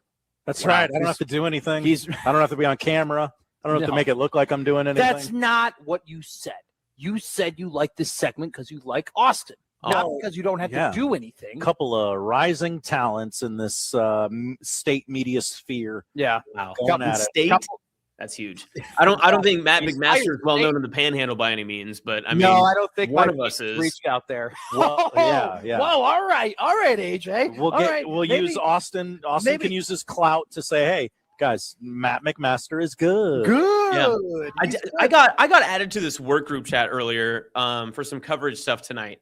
And someone in the chat from my own employer, someone in our group chat was like, who's this 308 area code? And I was like, it's me. Like, who else would it be? And then they were like, oh, did you just get that phone? No, dude, I've had the 308 number's been with me forever. Like, I should get it like my number. I should get it embedded into my neck. That's how much. Girl, That's how oh, 308 wow. I am. That actually wouldn't be a bad, not on the neck, but on like on the shoulder, like a 308. Get a rib. Yeah, I think I hear the rib tattoo is the worst. Is that true? but you can get away with that. Like your mom's not going to see it. Like nobody's going to judge you on it unless you go to like a beach and then you take it off. But then like they're cool. Rib tattoos are cool. Rib tattoos are cool. That is.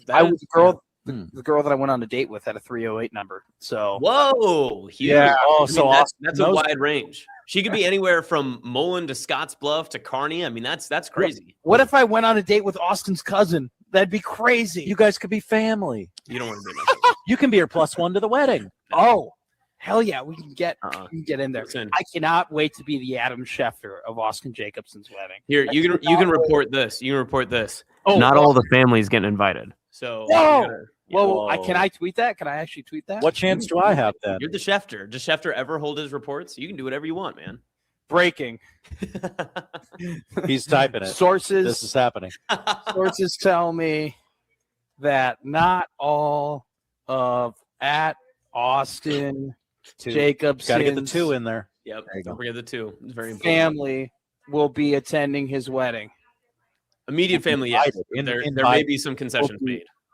Will be invited Yeah.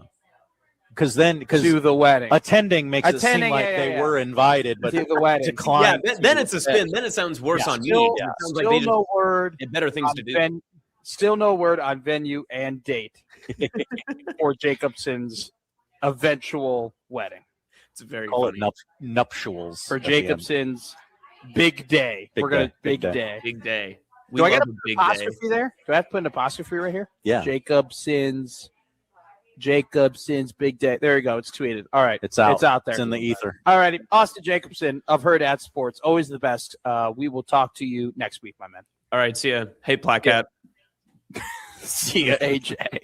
Hey, we're here at the Hope Lodge, 8030 Farnham Drive, middays with Matt and 1620 The Zone. Do not forget, come to the Hope Lodge, 8030 Farnham Drive. Bring your paper products, paper towels, toilet paper, tissues. When you donate, we'll give you a free pink out shirt, right? And that way, you don't have to wait in line at the UConn game and go ahead and wait to go and grab your shirt. At the end of the show, at the very end of the show, we are giving away bare knuckle fighting tickets. January 31st. We have that. We're going to give that away at the very end of the show. So we're going to have one more segment.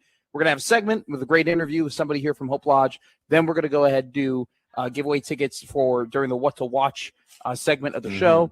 What am I forgetting anything? Oh, if you come here and you scan our I moved QR it back code, to the swag table. at the swag table, if you come here, you scan the QR code, you can enter yourself to win tickets to the rest of Creighton basketball's games this season. So come to the Hope Lodge, 8030 Farnham Drive. Don't forget, 1 in 3 people will be diagnosed with cancer in their lifetime, and every 15 seconds, someone in the U.S. will hear the words, "You have cancer." To donate, visit cancer.org/peacock, the 16th anniversary, essentially, of this event. We'll be covering it all day here on 1620 The Zone.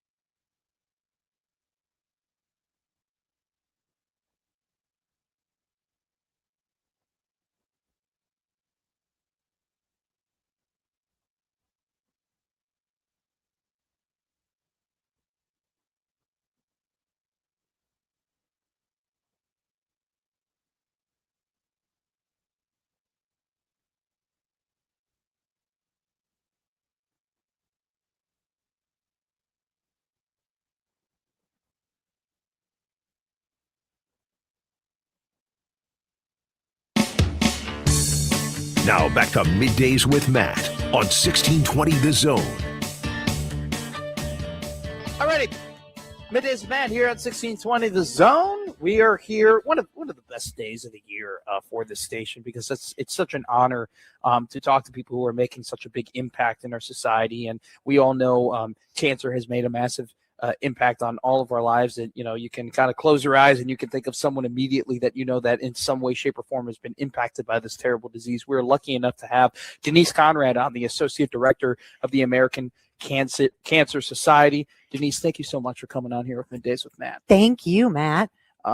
We are here at the Hope Lodge, and it's been really cool for me for the last couple of weeks, knowing that we're having this event, to learn about this place and to learn that, to learn about what they provide, to cancer patients and their caregivers and all that. From your perspective, being an associate director with the American Cancer Society, what does the Hope Lodge mean for you and mean for the American Cancer Society? The Hope Lodge is that home away from home when you have to go down that cancer journey. This is what we can help those families. They can take that stress off of their plate, and offer them a place to stay, a community to be involved with as they're in that cancer journey. And the Hope Lodge is just amazing. And it's almost a best kept secret. A lot of people do not know about it. And we want to get that information out because it is so helpful and empowering to the cancer patients. Well, it's funny. I was talking to Deb and I was talking to Shannon before you came on about it's an issue, right? That not enough people know that this is a legitimate resource that can take so much stress off of cancer patients and their caregivers, and also to the financial stress of I mean, it's it is what it is. It's just it's very tough to go down this path, even from a monetary viewpoint of it. And the Hope Lodge really relieves a lot of that for people here. And so it's been great learning about it and great having you on to talk about it. Let's talk about the pink out game, though. This is 16 years and we talk about sports and we love sports and there are a lot of things that are bigger and more important than sports, right? But it's always great when we can mend those two things together of, honoring and playing a sport and having that event, but also putting our eyes on something that is bigger than the game that we're playing. What does, being at the pink out, how is that like for you? Yeah, the pink out, what a great partnership we have with Creighton, Coach Mack, and obviously Coach Mack has a stake in this with his wife, being a survivor. And that partnership and being able to share that with everybody in Omaha, and then obviously playing UConn tomorrow night is going to be big. One of the things at the pink out too is we have I stand for cards, and we want everybody in the crowd to write down who they're standing for. We want to honor those people or remember those people that have fought that battle. And that's just really cool. And to be able to go into that arena and see all the pink, that's just like you get really excited thinking about it. I know. The pink out, you had a big smile on your face. That's awesome. Yeah, I love it. It's I'm here I'm not originally from Omaha. I'm from somewhere. I'm from Chicago, and I moved here to Omaha. And being able to go to my first pink out game, it really is astounding, right? Of just how much support there is and how all these people come together. And then we play a kids game, right? And we're able to kind of let loose in that way, but then always having our mind on the more important things. Let's talk about the American Cancer Society. What is kind of your mission? For those who don't know, what is it? What you guys are fighting to do, and also too, where can people help? Where can people donate? Absolutely. Where can they give money? The American Cancer Society provides resources, patient information, research. We also do encompass a lot of different things, and we are fighting every cancer for every person. So it doesn't matter if you are an infant all the way up to 9200. And as we know, cancer does not discriminate, and we want to be able to help everyone that is going in going down that journey. So, and how to donate. How can we Oh, help? yes, absolutely. Cancer.org/pinkout. Okay. Please go and donate. And a big shout out to Nebraska Cancer Specialists. They are matching up to 30,000 of what we raise this time. So again, $30,000 coming from Nebraska Cancer Specialists. They're matching that. So please let us get to that 30,000 and go to cancer.org/pinkout. Every dollar, every cent counts. If you're willing and you're able, anything you can give, I'm sure you guys. It's always obviously it's one of the easiest causes to try and raise money for, and to try and get and to give to as a person, to donate, because this is cancer sucks. It just sucks. It does. Sucks, and it affects all of us. And whatever we can do to help, it's always great to see people rally around it. Yes, everybody has been touched in one way or another. Absolutely. Denise Conrad, the Associative Director for the American Cancer Society. Thank you so much for coming on with Middays with Matt. It's an honor for me, and it's an honor for the station. Thank you. Thank you so much. Hey, we're here at the Hope Lodge, 8030 Farnham Drive. If you want to come here, donate. This is a paper drive, so we're taking toilet paper. We're taking paper towels. We're taking tissue/Kleenex, whatever the heck you want to call it. Come here, and also we'll take your monetary donations as well if you're able to do that. And when you donate here at the Hope Lodge, we give you a Pink Out shirt, so you don't have to worry about waiting in line at the UConn game tomorrow. Just take your shirt, put it on, go to the game, and get to your seat. Middays with Matt. We're closing the show here on 1620 The Zone in the next couple of minutes. We'll be giving away some tickets as well to a fun little event taking place on January 31st. Crossover is right around the corner in about 18 minutes. The boys are here. John Bishop's here. Nick Grimm is here. Josh Peterson's here. It's going to be a fun time here on 1620 The Zone.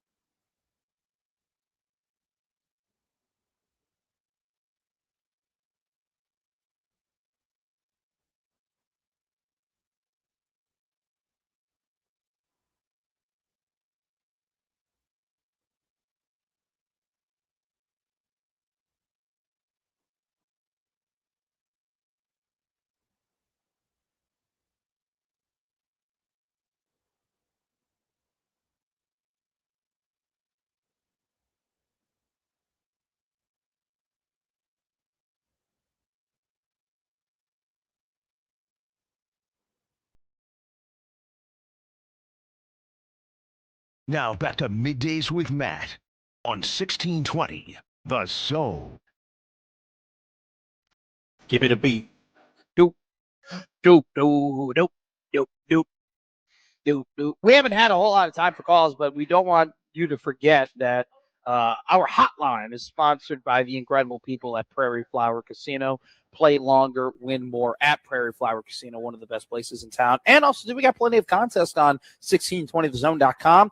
Journey is in Lincoln. Yeah, look at that. Journey? Twitch. Yeah, you just twitch your face like a little kitty cat. Meow, meow. They're in Lincoln celebrating the Final Frontier Tour. Is that a Star Trek based? Can't imagine. No, you don't think they'll? I don't think Journey partnered with Star Trek for a music tour. You don't think Chris Pine will be in attendance in Lincoln? Now that would be something. Wouldn't that be incredible? I also don't think they'd do the show so close to Captain Kirk's home and not just do it at Captain Kirk's home. Look at that. Well, why won't you do it in Missouri? That's where, isn't that? No, it's Iowa. He's from Iowa? Yeah. I should know that. Is he from your hometown? Riverside. Okay. Nerd. Journey's in Lincoln celebrating the Final Frontier Tour Thursday, April 9th at Pinnacle Bank Arena. Good read.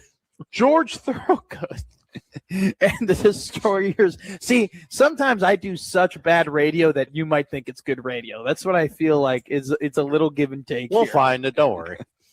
George Thorogood and the Destroyers with Marshall Tucker Band are in the Metro this spring. The baddest show on the earth tour. Sunday, May 17th at the Astro. And Chris Stapleton is in Lincoln for the All-American Roadshow Tour. It's featuring Nikki Landis October 7th at Pinnacle Bank Arena. Don't miss out on that. And don't miss out on the opportunity to enter online at 1620thezone.com for a chance to win our Get Your S Together $5,000 sweepstakes, which runs through February 24th. All right. You're just going to really want to bookmark 1620thezone.com. We have so much to give away. There's so many uses for it. We have just so many things that we want to give you, and we're going to give you something right now. Okay? We're going to give you Right now. Okay. All right? Dynasty Combat Sports kicks off the New Year's knockouts in the Metro. It's tomorrow at the Liberty First Credit Union Arena. All right. Omaha legend Houston Alexander steps back into the spotlight to face six-time bare knuckle veteran Brandon Boss Hog Johnson. And Houston's been in the building a couple times this week. He has looks been. good. He's looking great. He looks in great shape. I shook his hand. He almost broke my hand. Yeah, okay. That guy has the second strongest handshake that I've ever met. I told that right to his face, too. Who's first? Lance Briggs. Okay. Yeah. Okay. Borderline, like Hall of Very Good NFL football player. God, he's not a Hall of Famer. God, no. Terrell Suggs probably is a Hall of Famer, though. I would think so. The co-main event features Omaha's own Alonzo Martinez squaring off against BKFC veteran Omaha local Dionisio Ramirez. The Dynasty Combat Sports New Year's knockouts. You can get tickets to that on the 31st. That's tomorrow at Liberty First Credit Union Arena. So here's what we're going to do. Here's how you win these tickets. There's a famous UFC fighter who was the first ever two-division champion in the Ultimate Fighting Championships. He very famously was a partner with bare knuckle boxing. Okay, was a bare knuckle boxing partner. Has really elevated. Style. No. He's elevated, like he's a partner with him, and he's elevated the popularity of bare knuckle boxing. I follow. If you can email Joey at 1620thezone.com and tell Joey who that famous first-time two-division UFC champion who's helped elevate the popularity of bare knuckle boxing, you will win the tickets to the New Year's knockouts in the Metro. Joey at 1620 The Zone. Who was the very famous, first two-time UFC division champion who helped promote bare knuckle boxing? There you go. So, Joey, we'll read your email. Then we'll give you the tickets if you want to go and see Houston Alexander take on Brandon Boss Hog Johnson in a bare knuckle clash. Alrighty, a lot has been going on in sports since we've entered the air that we haven't been able to talk about. Quessy, that's all. That's his name. Okay. He's the general manager for the Minnesota Vikings. He's been fired. There has been a lot of people who are reacting very strongly to this because this is a very interesting decision from the Minnesota Vikings in terms of the timing of it. Last season, he was given an extension, a 4-year extension to continue to be the Minnesota Viking. Oh, so extensions aren't the end-all, be-all of a person's tenure with an organization. I don't know. And one should not freak out if someone is given an extension because they can be taken away. Interesting. You know what? Interesting take by you. A man once told me, it ain't my money. Okay. All right. He once looked me right at this and goes, do you know why I don't care about a buyout? Ain't my money. Yeah. Okay. I'm going to kind of roll with that. That's kind of what I've kind of adopted that attitude with the whole buyout conversation where it's just like, oh my God, they got to buy him out. I'm going to be honest with you. They ain't spending mine, so if somebody wants to pay for that, you can go ahead and do that. But anyway, Minnesota signed Kwesi to a 4-year extension. And they have now fired him very unceremoniously. Here's something to note, though. The Minnesota Vikings had the second lowest amount of cap space available heading in to this offseason. Is it cap hell? It's pretty damn close. Okay.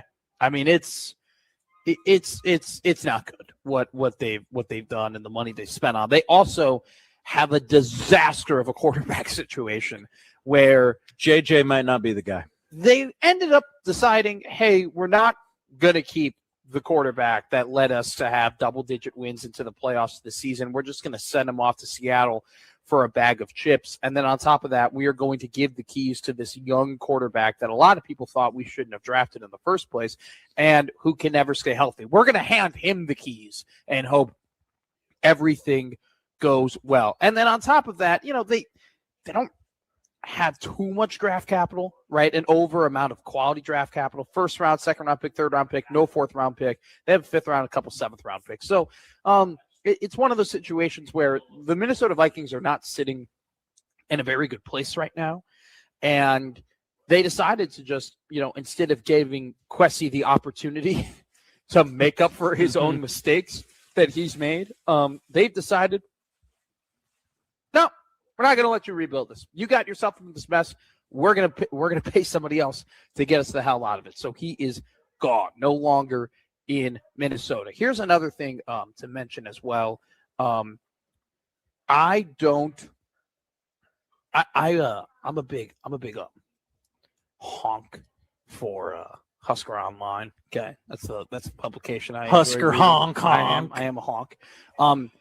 They have this great article called Tunnel Talk, which I'm familiar with Tunnel Talk. One of the better articles that is released in the Nebraska media hemisphere, right? It's kind of where these guys who are very Sean Callahan, Steve Sipple, Robin Walsh, and Brian Munson, they kind of reveal the inside info that they know.